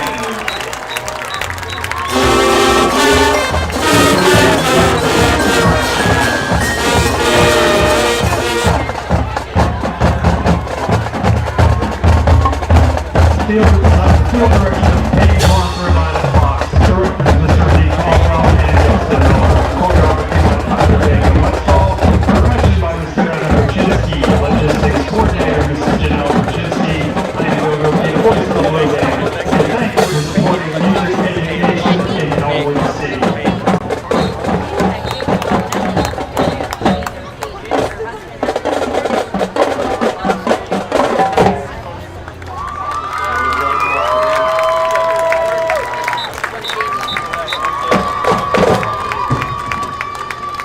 Ladies and gentlemen, the Blue Band from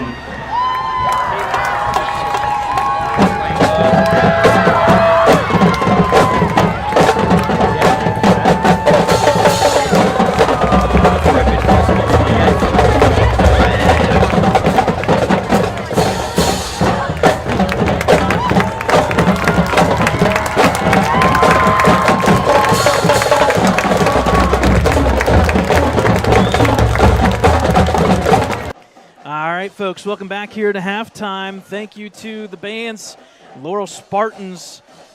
Great group there, a big group, and great performance as well by the Ellwood City Lincoln High School Marching Blue Band. And gotta like the fact that the Marquettes and the cheerleaders cheering each other on here on the sideline. If you're just joining us, folks, a wild first half. Everything so far in favor of the Laurel Spartans, a 29-7 score. In the early going, it was 7-0 Laurel, but a nice kickoff return by number 1, Dom Hogue, for a touchdown. 89 yards is what we're going to go with. Kind of cut into that lead and made things a little bit not return for a touchdown. Got it down to the 3-yard line. Tyler Smiley with the QB sneak. Got it in for the touchdown. A good return by Dom, and you felt like this could have been a barn burner, Thad, sitting there at 7-7 with only 3 or 4 plays of offense and 14 points. But after that, it has been all in favor of the Spartans. We'll put those halftime stats up on your screen. There they are. 29-7 rushing yards, 146-48, all in favor of Laurel. Passing yards, 83-38. Total yards, 229 to just 86. 229 to 86. The biggest difference, though, the turnovers and points off of said turnovers. I believe it is officially, well, we'll count the turnover down safety as well.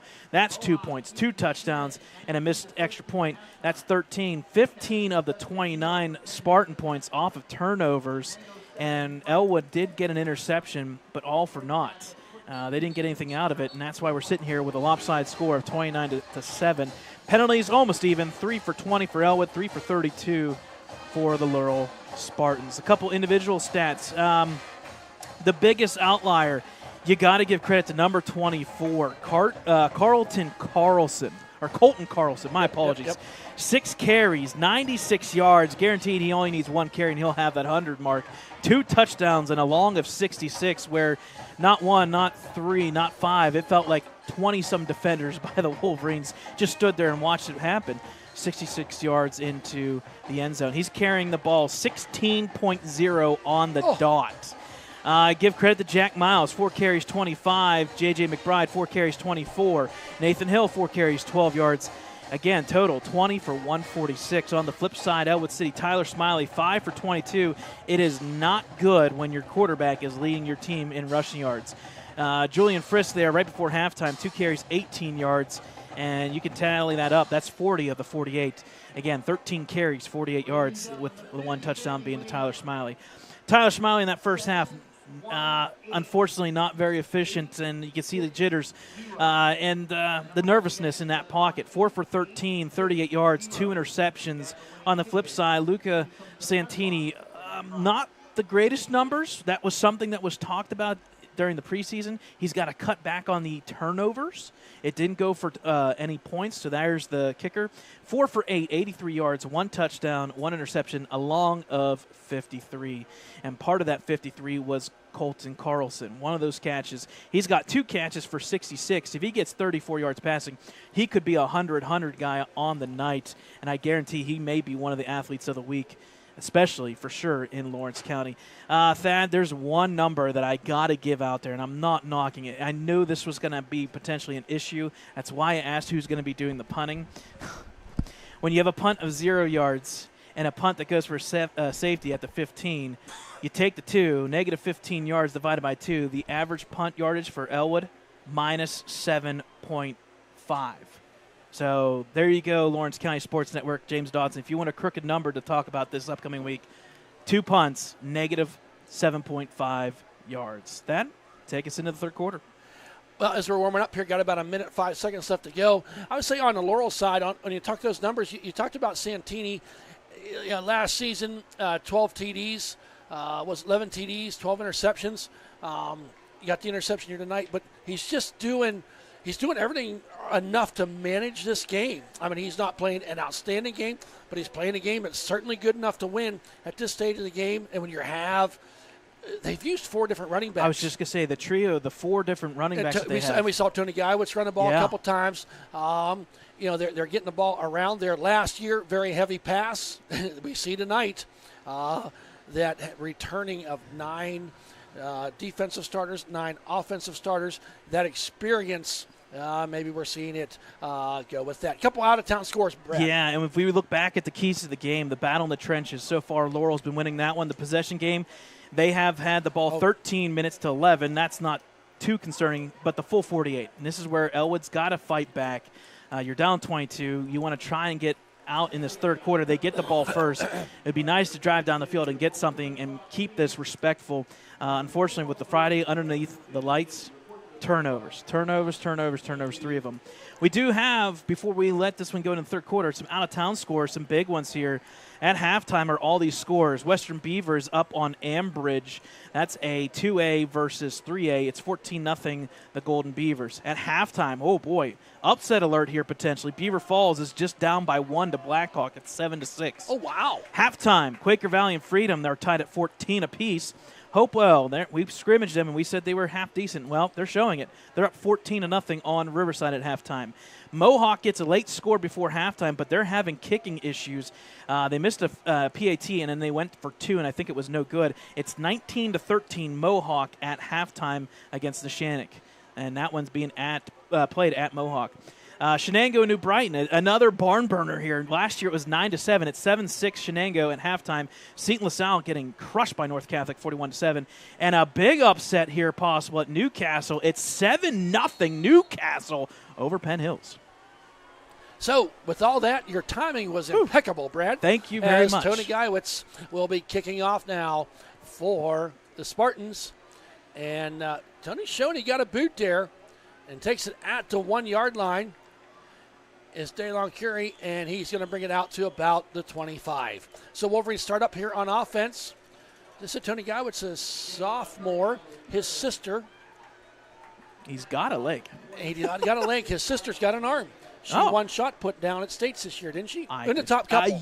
I believe she you're was one of correct. the Lawrence County Athletes of the Year. Yep. And so congratulations to the Geiwitz family. Got to throw a little track in there for the night. I wonder why.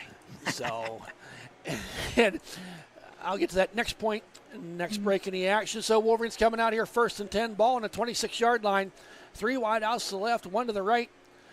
There's a handoff to number 10 of the Wolverines, Frisk.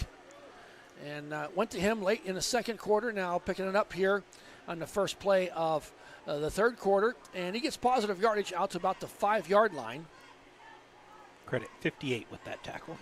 And that being Alex Medved.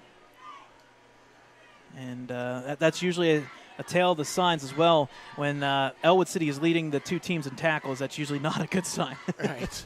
So Smiley again pulls the ball out, and he's going to try to run, make something out of nothing. Going to get first down yardage as he rolls his way forward to about the 39-yard line. As number 10 was in there to finally get him, Jack Miles. Almost appeared that he wanted to give the ball to Frisk, thought better of it, pulled it back out, and kind of followed Frisk. And that's nice to see it, though, for Ellwood. 2 plays, a first down. Yep, Frisk, the sophomore, in there doing some running right now.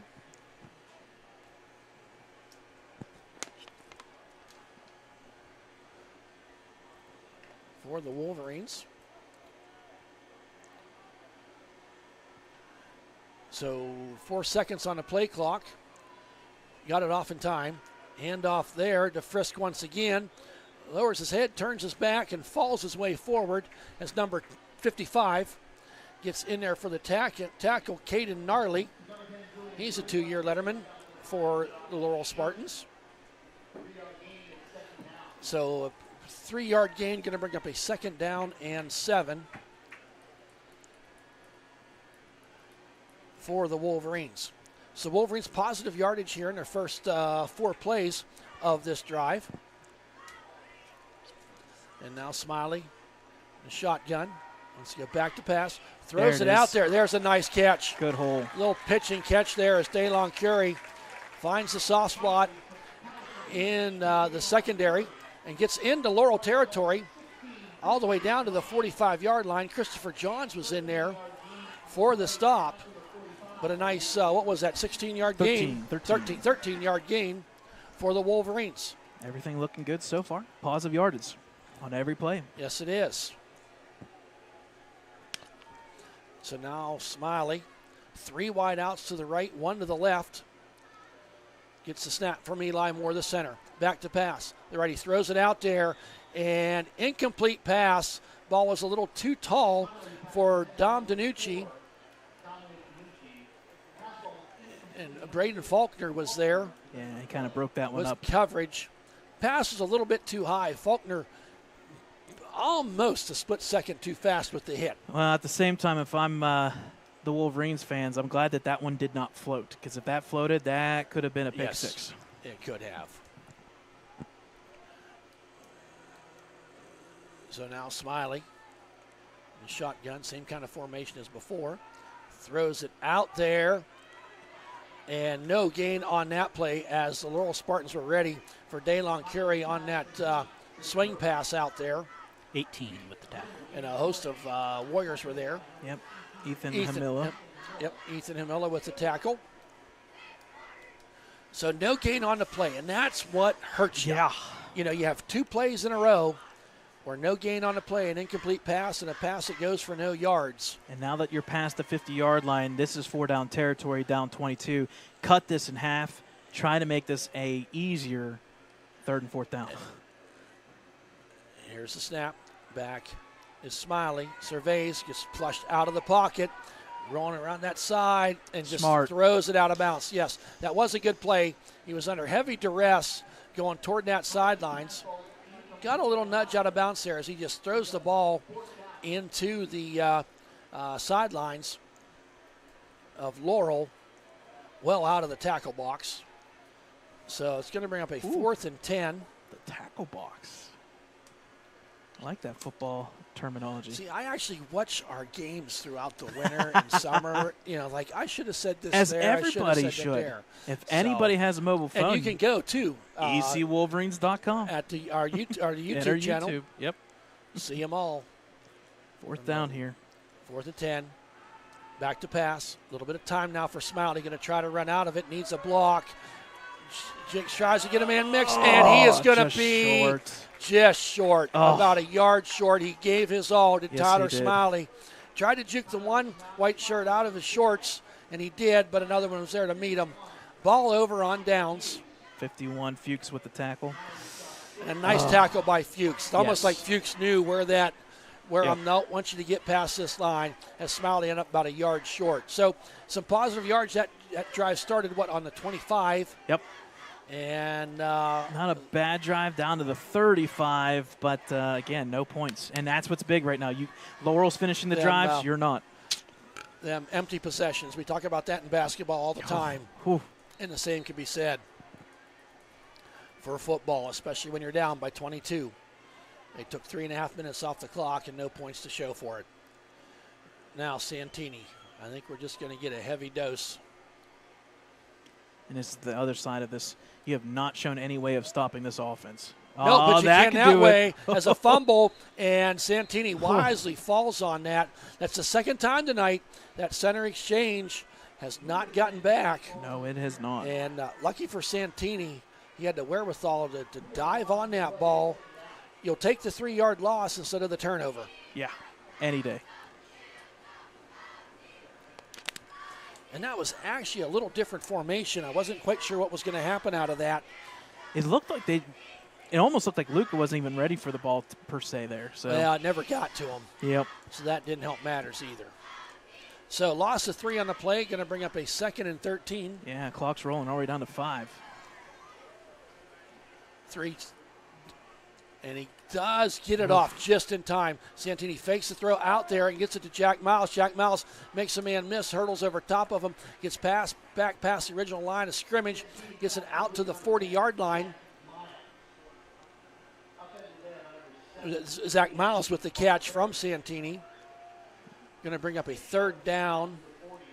Barbario. About 9. Barbario with the tackle? Yep, Barbario with the tackle. And again, another, I don't want to say missed tackle, but Laurel has gotten past that first tackler and a manageable 3rd and 7, 3rd and 6 now versus 3rd and 10. Yep. Santini gets the snap, goes back to pass, pursued by Drake Davis. I like this. Around there, gets a flag, gets a couple flags. Santini still running backwards, makes a man miss, and then falls to the ground at about the 34-yard line. It's going to bring up 4th down in a long way, but let's see what this flag is. This can be scary. It could be illegal man downfield. It could be holding. What's scary is it could be holding defense too. So let's hope not. Yeah.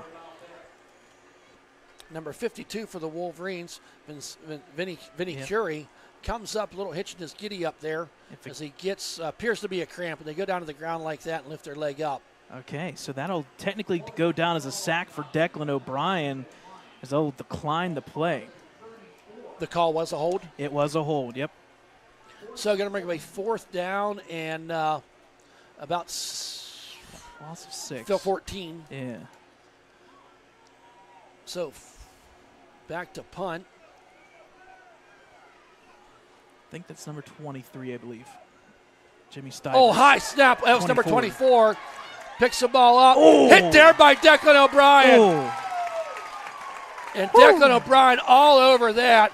Big turn of events here. And the Almost a official, little extracurricular. the official pulls Declan away. Yep, smart. Don't want any extracurricular after And the the coach play. is getting talked to. Declan's getting talked to by one of the coaches. But don't forget the play on the field, folks. It's that high snap as Colton Carlson was back there to get it, went over his head. He was able to corral the ball, but all the way back at the 4-yard line. So setting up shop here for the Wolverines. 1st and goal from the 4-yard line.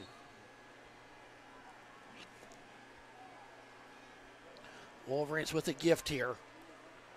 Down by 22. Can cut this deficit with 4 positive yards to get in the end zone. Tyler Smiley keeps it, goes up the middle, meets a wall of humanity of white shirts. Going to get back to about the original line of scrimmage. And right there that time, Laurel was ready. Tyler Fuchs led the charge, but a whole lot of quarter tackles on that one. So no gain on the play. Going to bring up 2nd and goal from the 4-yard line. Send Dom Hogue out wide to the left. Got Daylon Curie wide to the right. Tight ends in tight. There's a handoff to Frisk, and he's going to be stopped about a yard short. Gets it down to the 1.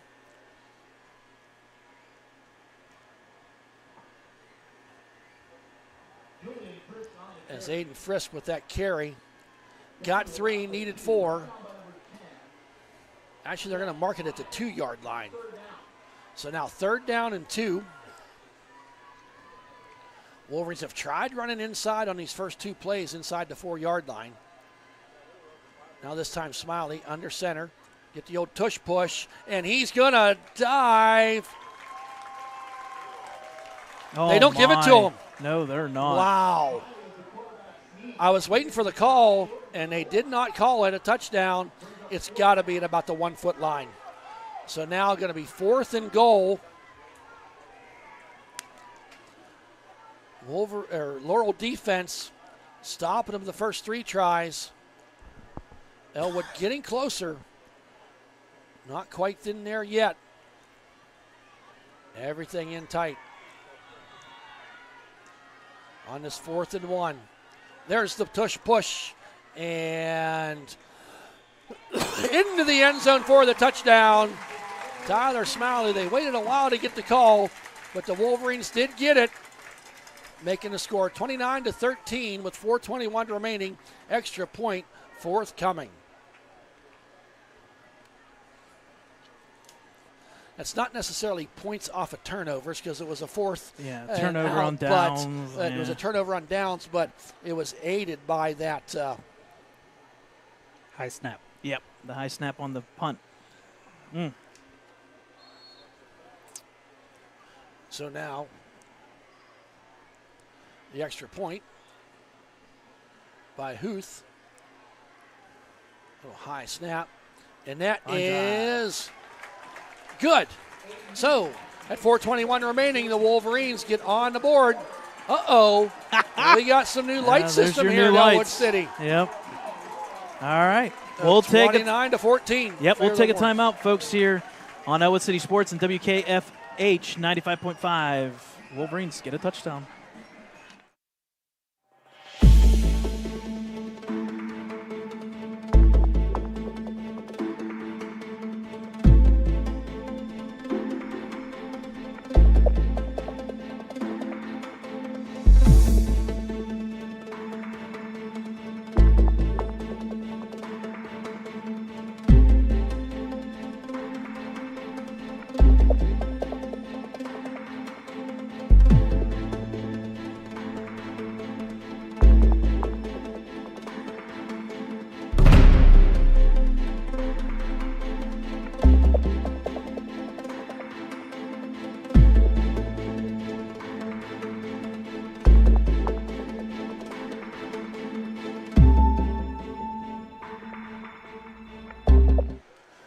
Welcome back, folks. Here's the run-up and a kick by Huth. High end-over-end kick. Going to be taken there by number 3 at the 20-yard line. Trying to come up the sidelines and tiptoes out of bounds at about the 34-yard line. Tony Guyewitz, I believe. Number 17 helped push him out of bounds. That'll be Cam Hockenberry. We'll talk about him in the JV games on Saturdays. 6'1". Freshman. As a freshman. Yeah. So here comes Laurel with their second possession of the half. Ball resting on the 38-yard line.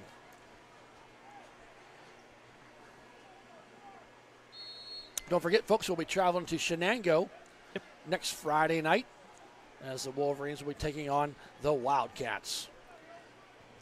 So Santini under center, everything in tight. Hand off there to number 24, up that right side, makes a man miss, and saving tackle there as number 24, Colton Carlson, taken down by Daylon Curie, but not after a big gain down to the 46-yard line. Pick up of, 16 on the play? Yep, and I tell you what, that's old school Yep. wishbone right there. We're gonna, and they're back in it again as Santini. The wishbone is working. 3 wide receivers behind him, handoff there. This time to number 5, J.J. McBride. Gets back to the original line of scrimmage. Barbario in with the tackle. They're going to give him about a half a yard on the play.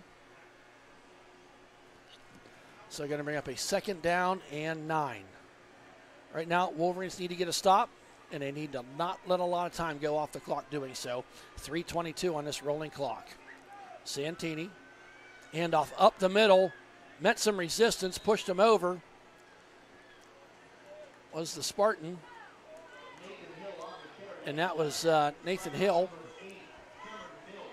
Carter Mills was in there with the stop.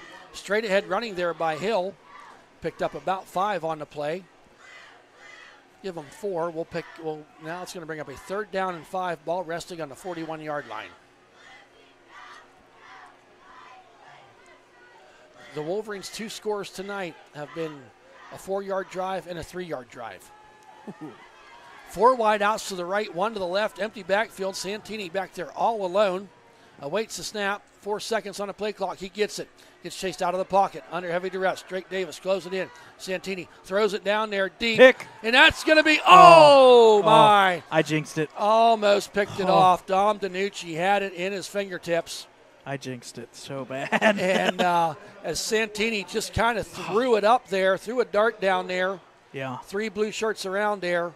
And Dom DiNucci, the junior, unable to get the ball. And again, that's the ill-advised pass that you don't want if you're Laurel. Live to fight another day. Don't throw it over the middle. But it was 3rd down and 5. They're going to go for it here. It appears on 4th down at the 41. At that point, if you didn't get a return, it was as good as a punt. But he had a lot of green grass in front of him. A ton of green.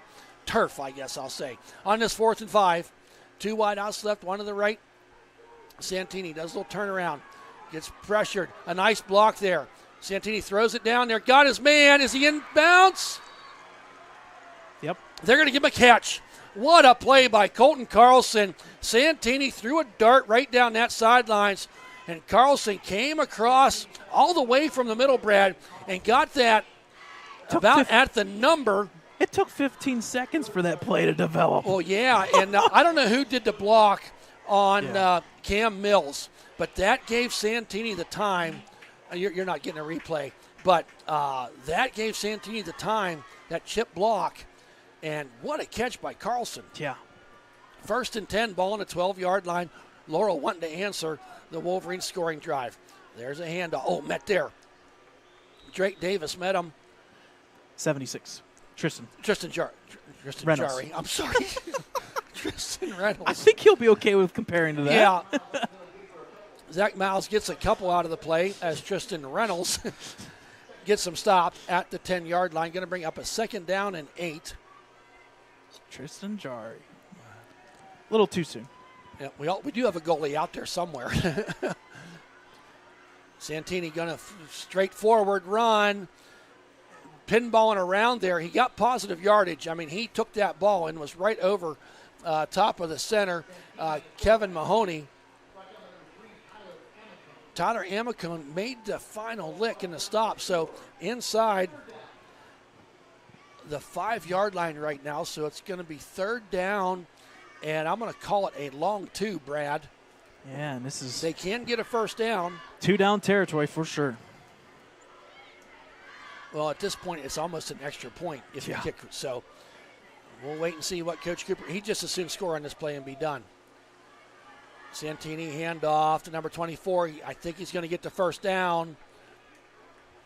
Was Colton Carlson on that 3rd and 2.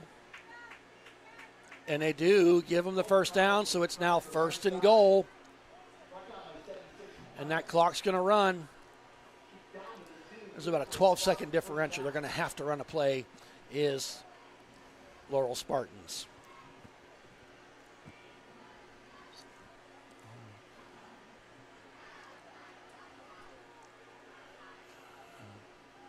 Santini under center. Wishbone behind him. There's a handoff up the middle. We're going to have a flag on the side. Flag on the play. I wonder if somebody was offsides. But, yes, a flag on the play.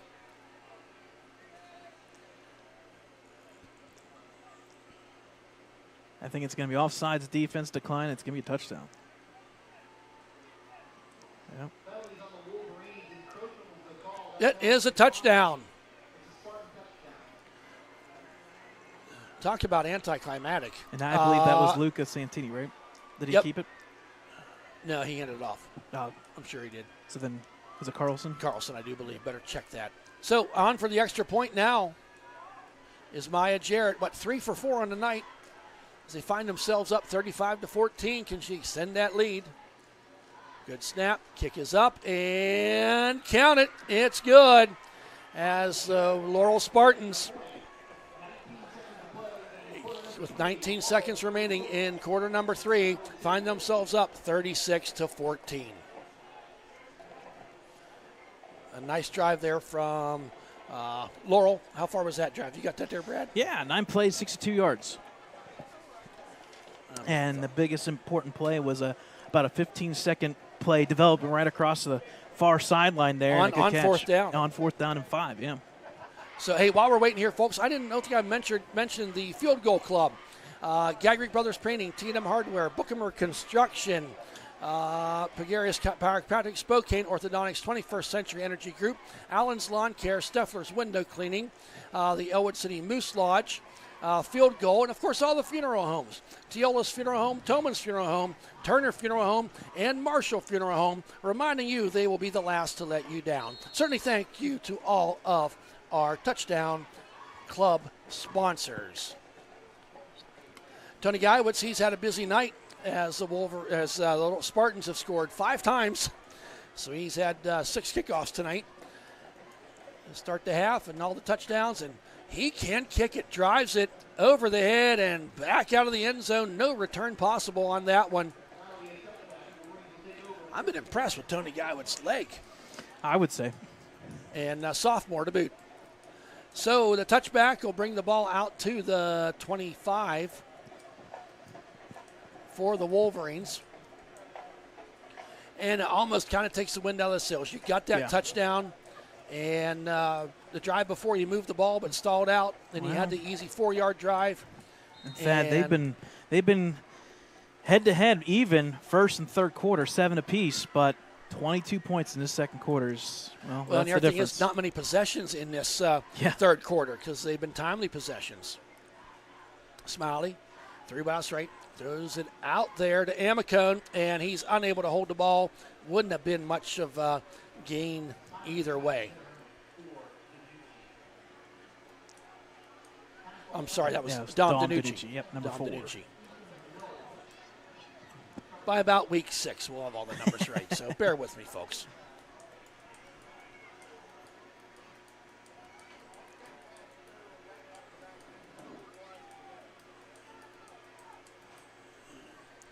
So incomplete pass stops the clock.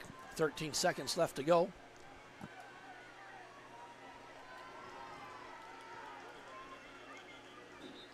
Oh, boy. Oh, that's painful.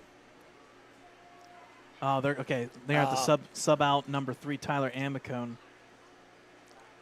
He was being told to come off the field, so by the I want to think it was that official. mouthpiece. Yeah, I think it was. And by the way, they're looking at him out there. So 2nd and 10. Hand off there to Frisk. Tries that move. It's been successful a couple times, and some success there as he gets about 3 yards. Going to bring up a 3rd down and 7. And, folks, that's going to bring us to the end of the 3rd quarter with the Laurel Spartans leading the Wolverines 36-14. We'll take a quick timeout here, folks. Laurel Spartans looking to pick up the first victory in week 0.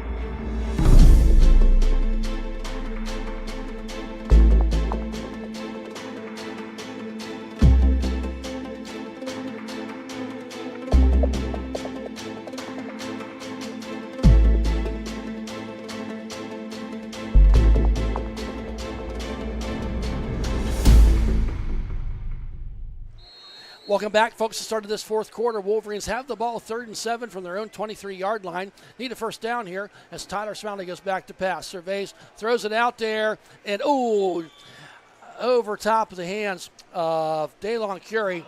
Actually, in that situation, I think Daylon just turned a little bit too slow and was not able to adjust to the ball. Going to bring up a 4th and 7 punting situation for the Wolverines. And as we know, this is such a weird stat line when one team is minus punt yards, the other team is 2 for 8 because of a bad snap. So both these teams' punting has not been pretty. Just get something Man, forward. there's a lot of players out there for Laurel right now. Yeah, there is, and it may be too many. They should have snapped it in time. They didn't, but Huth now with the punt. That's better. Gets it away. Going to take a bounce and go, no, stays in bounce and down there at the 49-yard line. So 26-yard punt for Huth that time. And once again, we've said this how many times tonight. Short field. Laurel Spartans starting their possession inside Ellwood City territory. You're right. After tonight's stats, we're going to take a look at that. I guarantee you the starting positions, it's got to be right around the 44, 45. I would think. I mean, they did have one that was 3. So, or, what was that, 5 or whatever. Mm-hmm. That skews it a little bit. But, so right now, I think if you're the Laurel Spartans, you're just going to watch that play clock, get it down to 10, and then get people set. Give me the wishbone and run it up the middle, run it around the outside edge. And is that something new for Laurel that we've not seen a lot of? It would have been in place last year, but the injury to Nathan Hill kind of changed everything. And that's why they leaned on Luca. Well, now you're up 22. Now you go back to your bread and butter, which is run the ball. That offensive line. They're going to go for a pass. 2 wide out stuff. They do pass. Have the ball. Number 6 this time. Speedy. My goodness. Wow. Gets it all the way down to the 35. We do flag. have a flag down there as Braden Faulkner, the junior, took off. Yeah, he basically hit his own guy. He did. He did. Ran up the back. Yeah. And we'll wait to see what the flag is. And it's coming back. And it appears that it is. That's a holding against Laurel. Spot foul. We will replay first down. Oof. Look at that spot foul. Yeah. Just a 1-yarder. So pickup of 9. Yep. So that's telling you, folks, the infraction happened well down the field. Yeah. Infraction. Did you see that? I did see that. I guess heard it. 1st and 11. Ball on the Ellwood City 49-yard line.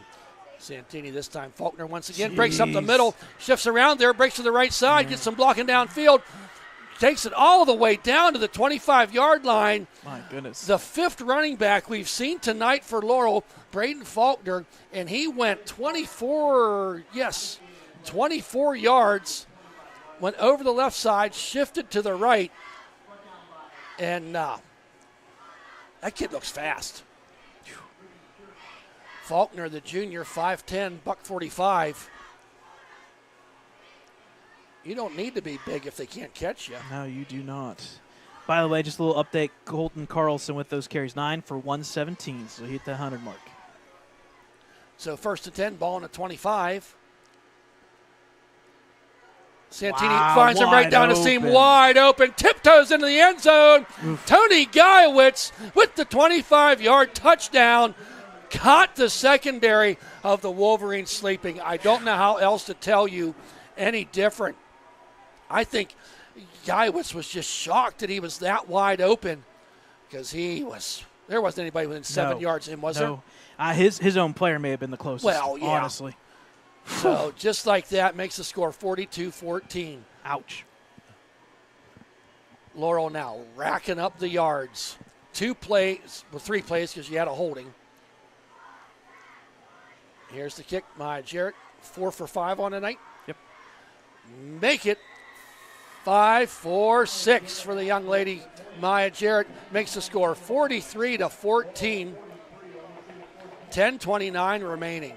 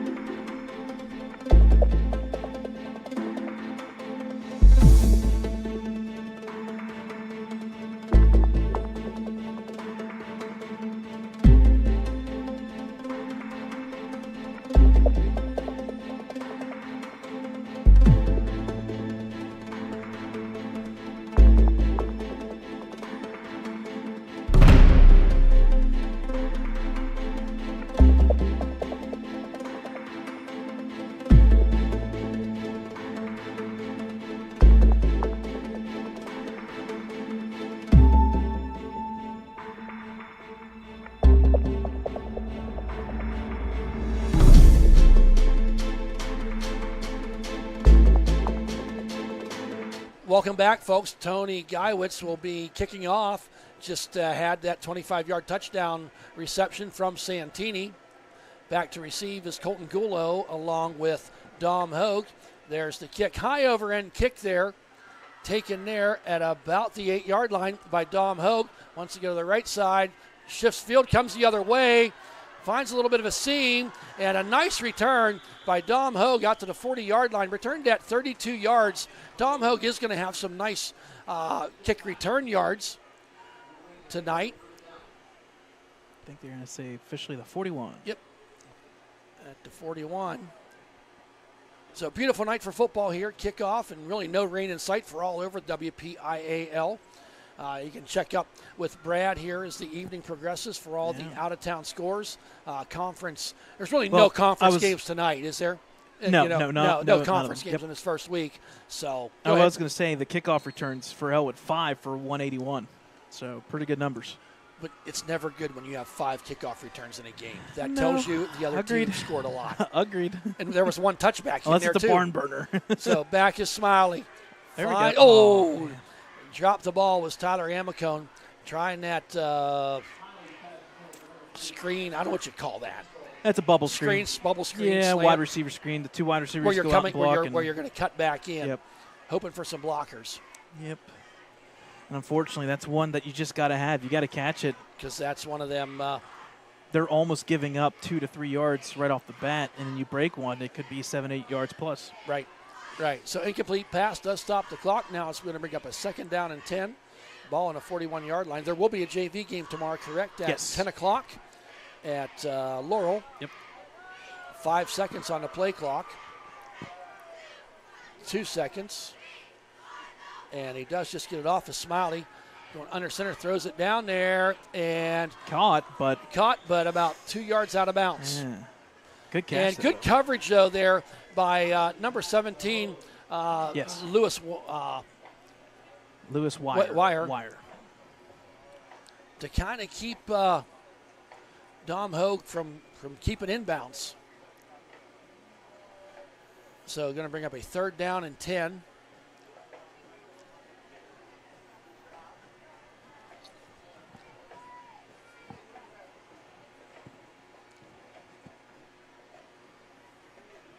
Neon Night was the student section theme here tonight. Now 3 wideouts to the right, 1 to the left. Tyler Smalley back to pass, under duress. This time finds Dom Hogue, and he's going to be wrapped up at about the 46-yard line. Going to pick up 6 on that 3rd and 10. Going to bring up a 4th down, and I guess they're going to say about 5. Number 8, Ashton Main on the tackle. Get to say his name. Again, the tackles are not going to be very many tonight for both teams, let alone Laurel. When you have possessed the ball for over 20-plus minutes, those tackles are going to be very low. So now Smiley on this 4th and 5. Back to pass. Under duress, tries running up the middle, and he's going to be taken down at the original line of scrimmage by number 56, Ryan Michaels. Ball over on downs as the Wolverines cannot get that 1st down. So once again, Laurel will take over in Ellwood City territory at the 46-yard line. And if that did not put the bow on it, well, it now has. That definitely put the bow. I see some different numbers out there. We'll try to give some shout-outs for Laurel. Oh, the fun begins for the stats guy. It does. That's the only negative to a turf field, because you can't tell the new players on there. They're all clean. So I'm sure the person that washes the jerseys is. Laurel will take a timeout here for those subs. Yep, just kind of regroup. And I appreciate this by Coach Brian Cooper. You're up however many, 29 points, games in hand. Yep. You're dealing with a non-section game. And that First game of the season. That may close the book on Colton Carlson, and so close. He finishes with 9 carries for 117, 3 catches for 95. Oh my! Just missed it, but he does end the game with 4 touchdowns. So, are you sure on that last one? No, I am not. We will have to confirm that I one. just want you to confirm yeah, that. I mean, yeah, we're going to have to confirm. So we can run down there to the other end and maybe ask them. Well, I'll do the smart thing. I'll go to YouTube after the game and type in Ellwood City Wolverines. I want to know right now. Oh, well, I mean. 1st and 10, ball on the 46-yard line.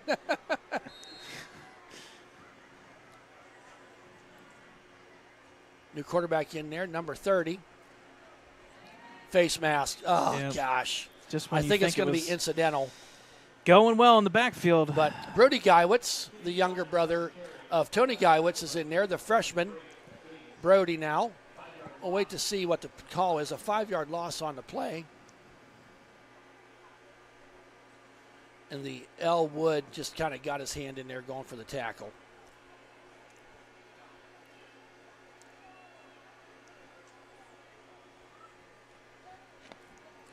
No, they're not. Oh, now they're going to mark it off. And Brody was carrying that, right, Geiwitz? Yes, okay. He was. Just making sure. It's technically. Personal foul. Oh, they're going to make it 15. And they're doing that from the line of scrimmage. Is that a new rule change? Wow. So an automatic 1st down. So just like that, Laurel Spartans get 15 yards all the way down to the 31. It was a face mask. I'm going to call it friendly fire. So Brody Geiwitz hands off to number 8. Zigzags around there as Ashton Main follows his way forward. Went over that left side. I believe number 8. Yep, Cameron Mills on the tackle there. Yes. So going to pick up about 4 on the play. Going to bring up a 2nd down and 6 ball on the 28-yard line.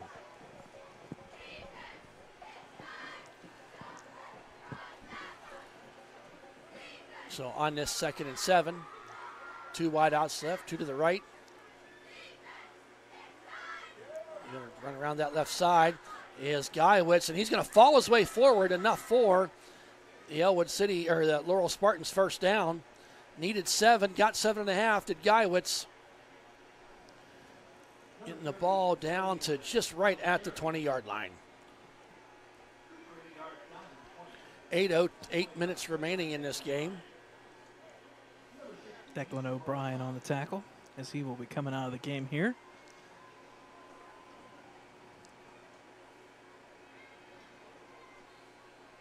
.14 seconds on the play clock as Laurel then does break huddle at 10 seconds. Going to need to pick up the pace here a little bit. At 4 seconds, Guyewitz in his shotgun. Gets the ball, hands it off into a wall of people.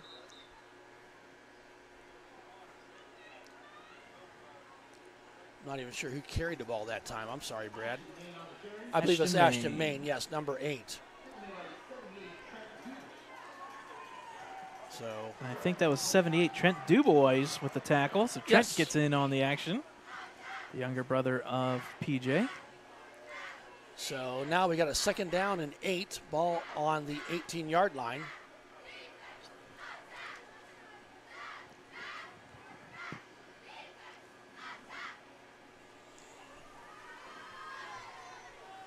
So Guyewitz in the shotgun. Pitches it out there. The number 23 makes a man miss. Falls at the flag coming in there kind of late as a host of Wolverines was there to bring down Jimmy Stivers. Patterson in there on a tackle, but we'll wait to see what the penalty is.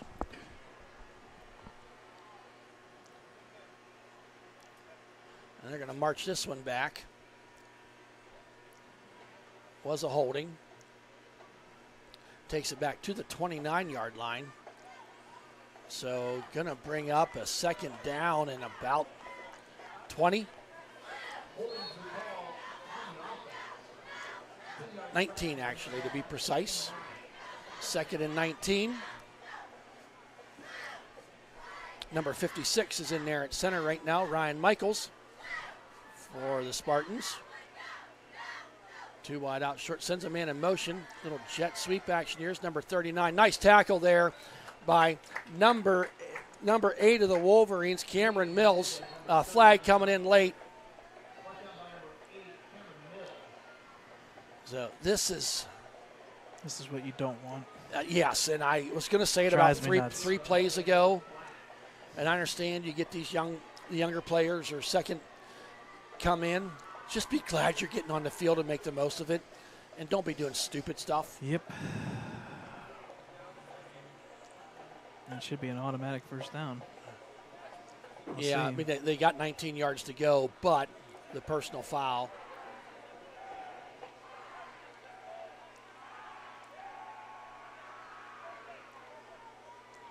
Have no clue what the call was.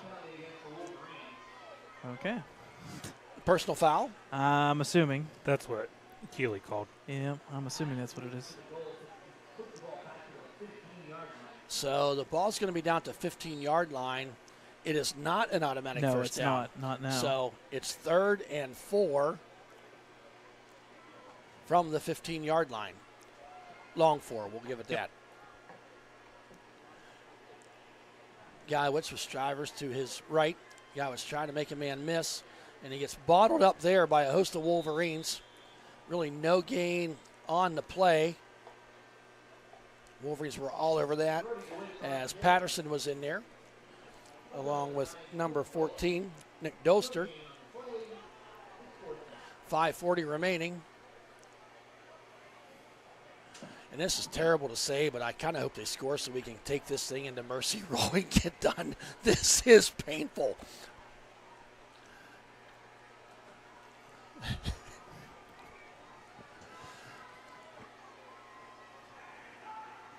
So 4th and 5. Now 5 seconds on the play clock.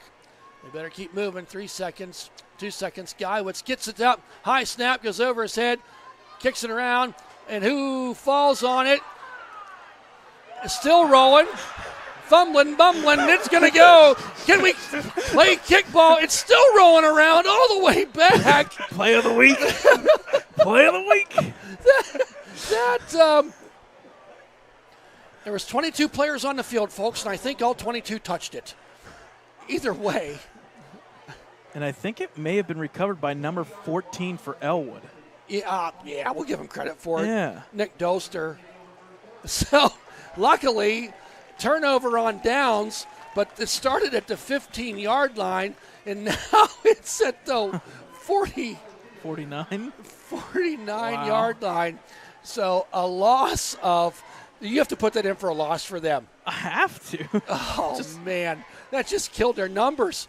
A loss of 15-35, 44. A loss of 41 on the play, folks.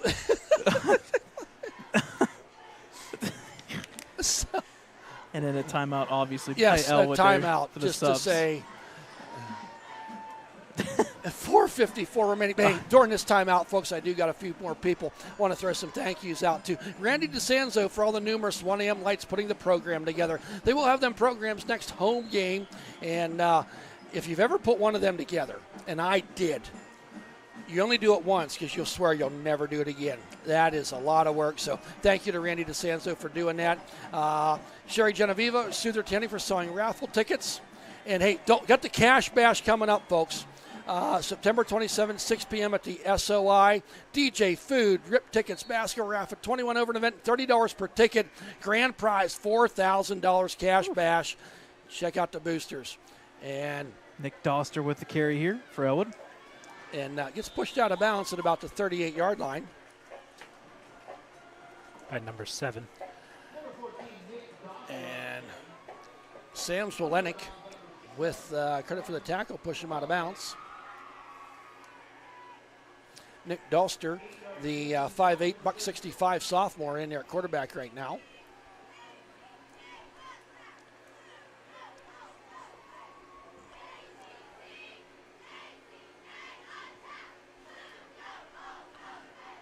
Doster now in the shotgun.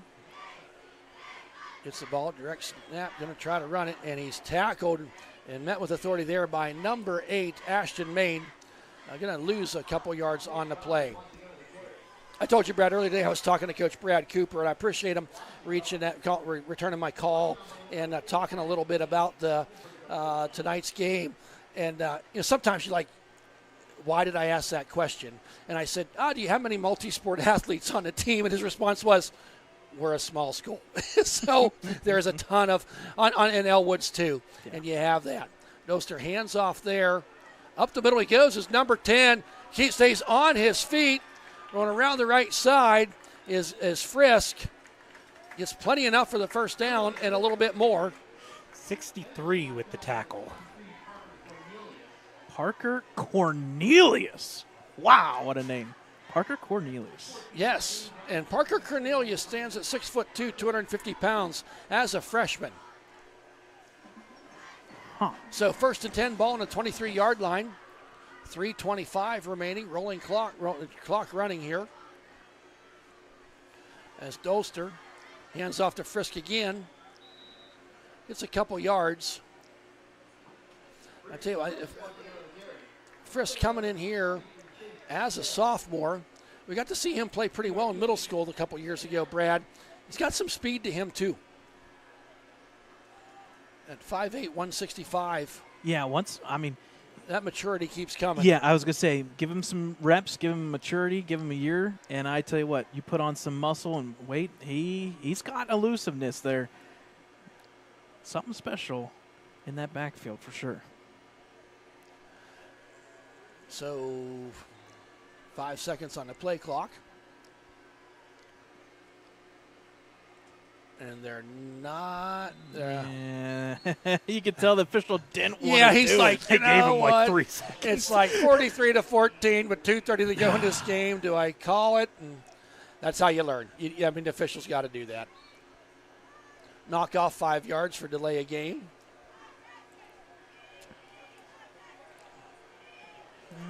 Wolverines Just with 2 help timeouts. I was just going to say, it's just going to help the yardage total for Ellwood a little bit, I guess. yards you can gain back on top.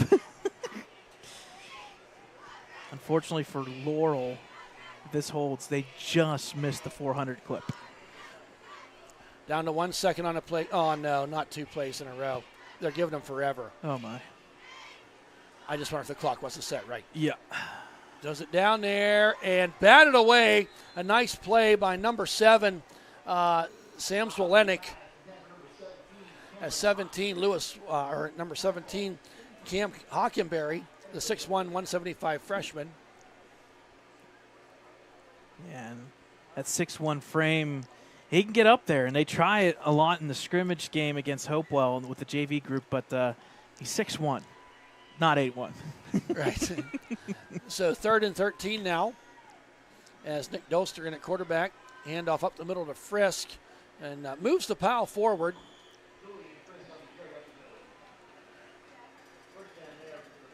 So going to pick up about 5 on the play. Going to bring up a 4th and 13. Minute 30 remaining. Ashton Main on the tackle, a name we've said a couple times here throughout the evening. Getting those defensive stats. Ashton, just a junior, 5'8", 170 on this 4th and 9. Doster wants to do the keeper, tries going around the outside, tries to get the edge, and ridden down there nicely, not giving up on the play, was number 39, Nathan Medved, freshman, 165-11, and that's going to be another ball over on downs for the Wolverines. 1st and 10, the ball's going to be at the 22-yard, or at about the 16-yard line, it appears.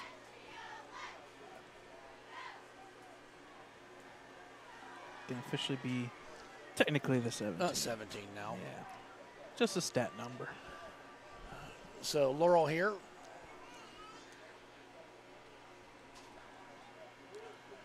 Can just about take 3 knees. And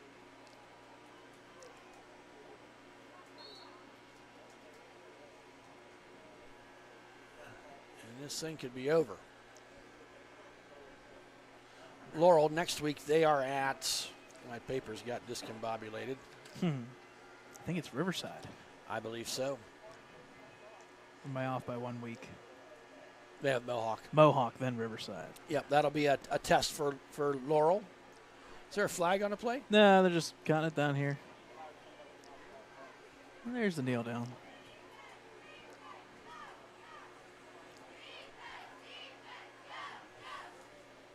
So with that kneel down, going to bring up a 2nd and 10.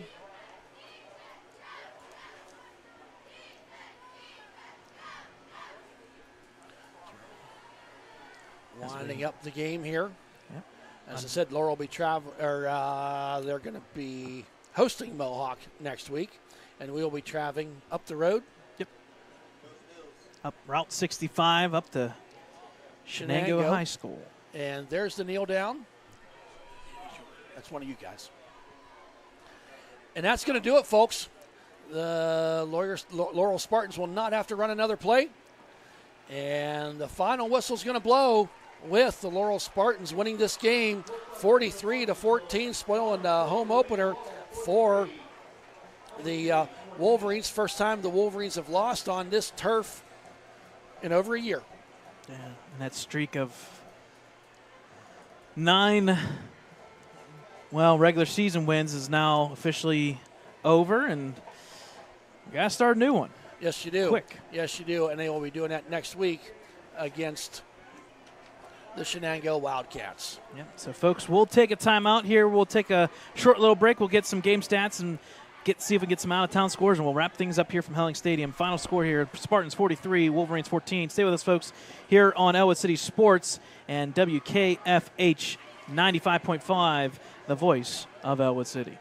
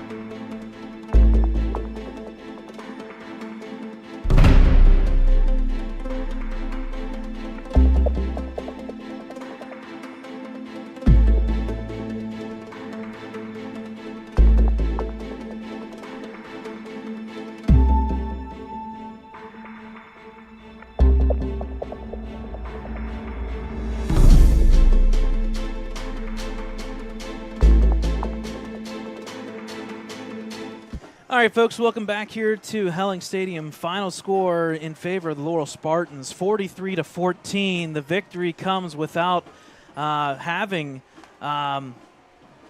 pretty much any injuries from what we've seen. Both teams will head into next week pretty healthy, and that is the one bright side for the Wolverines.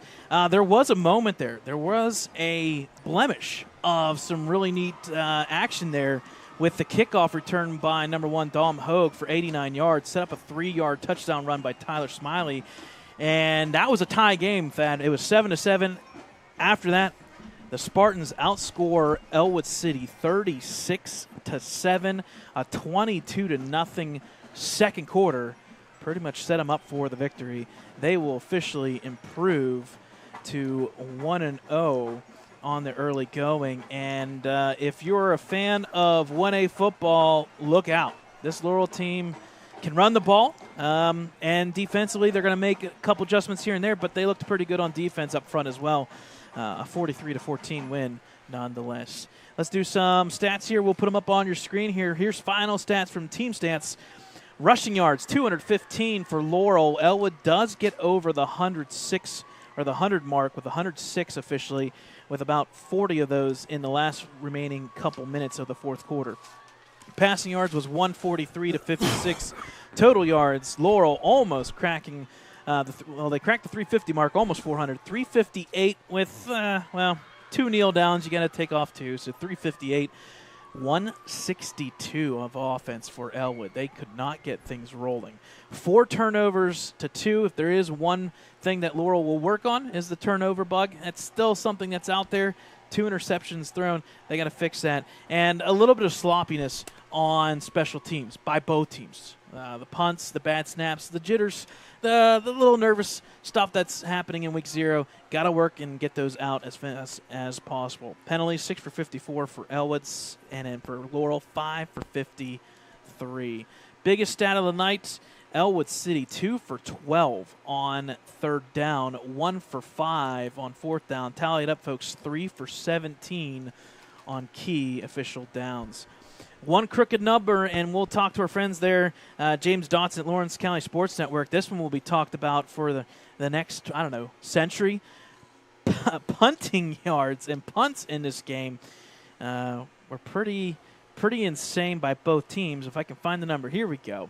Let's see. Number of punts. Laurel, 2 for 16 yards.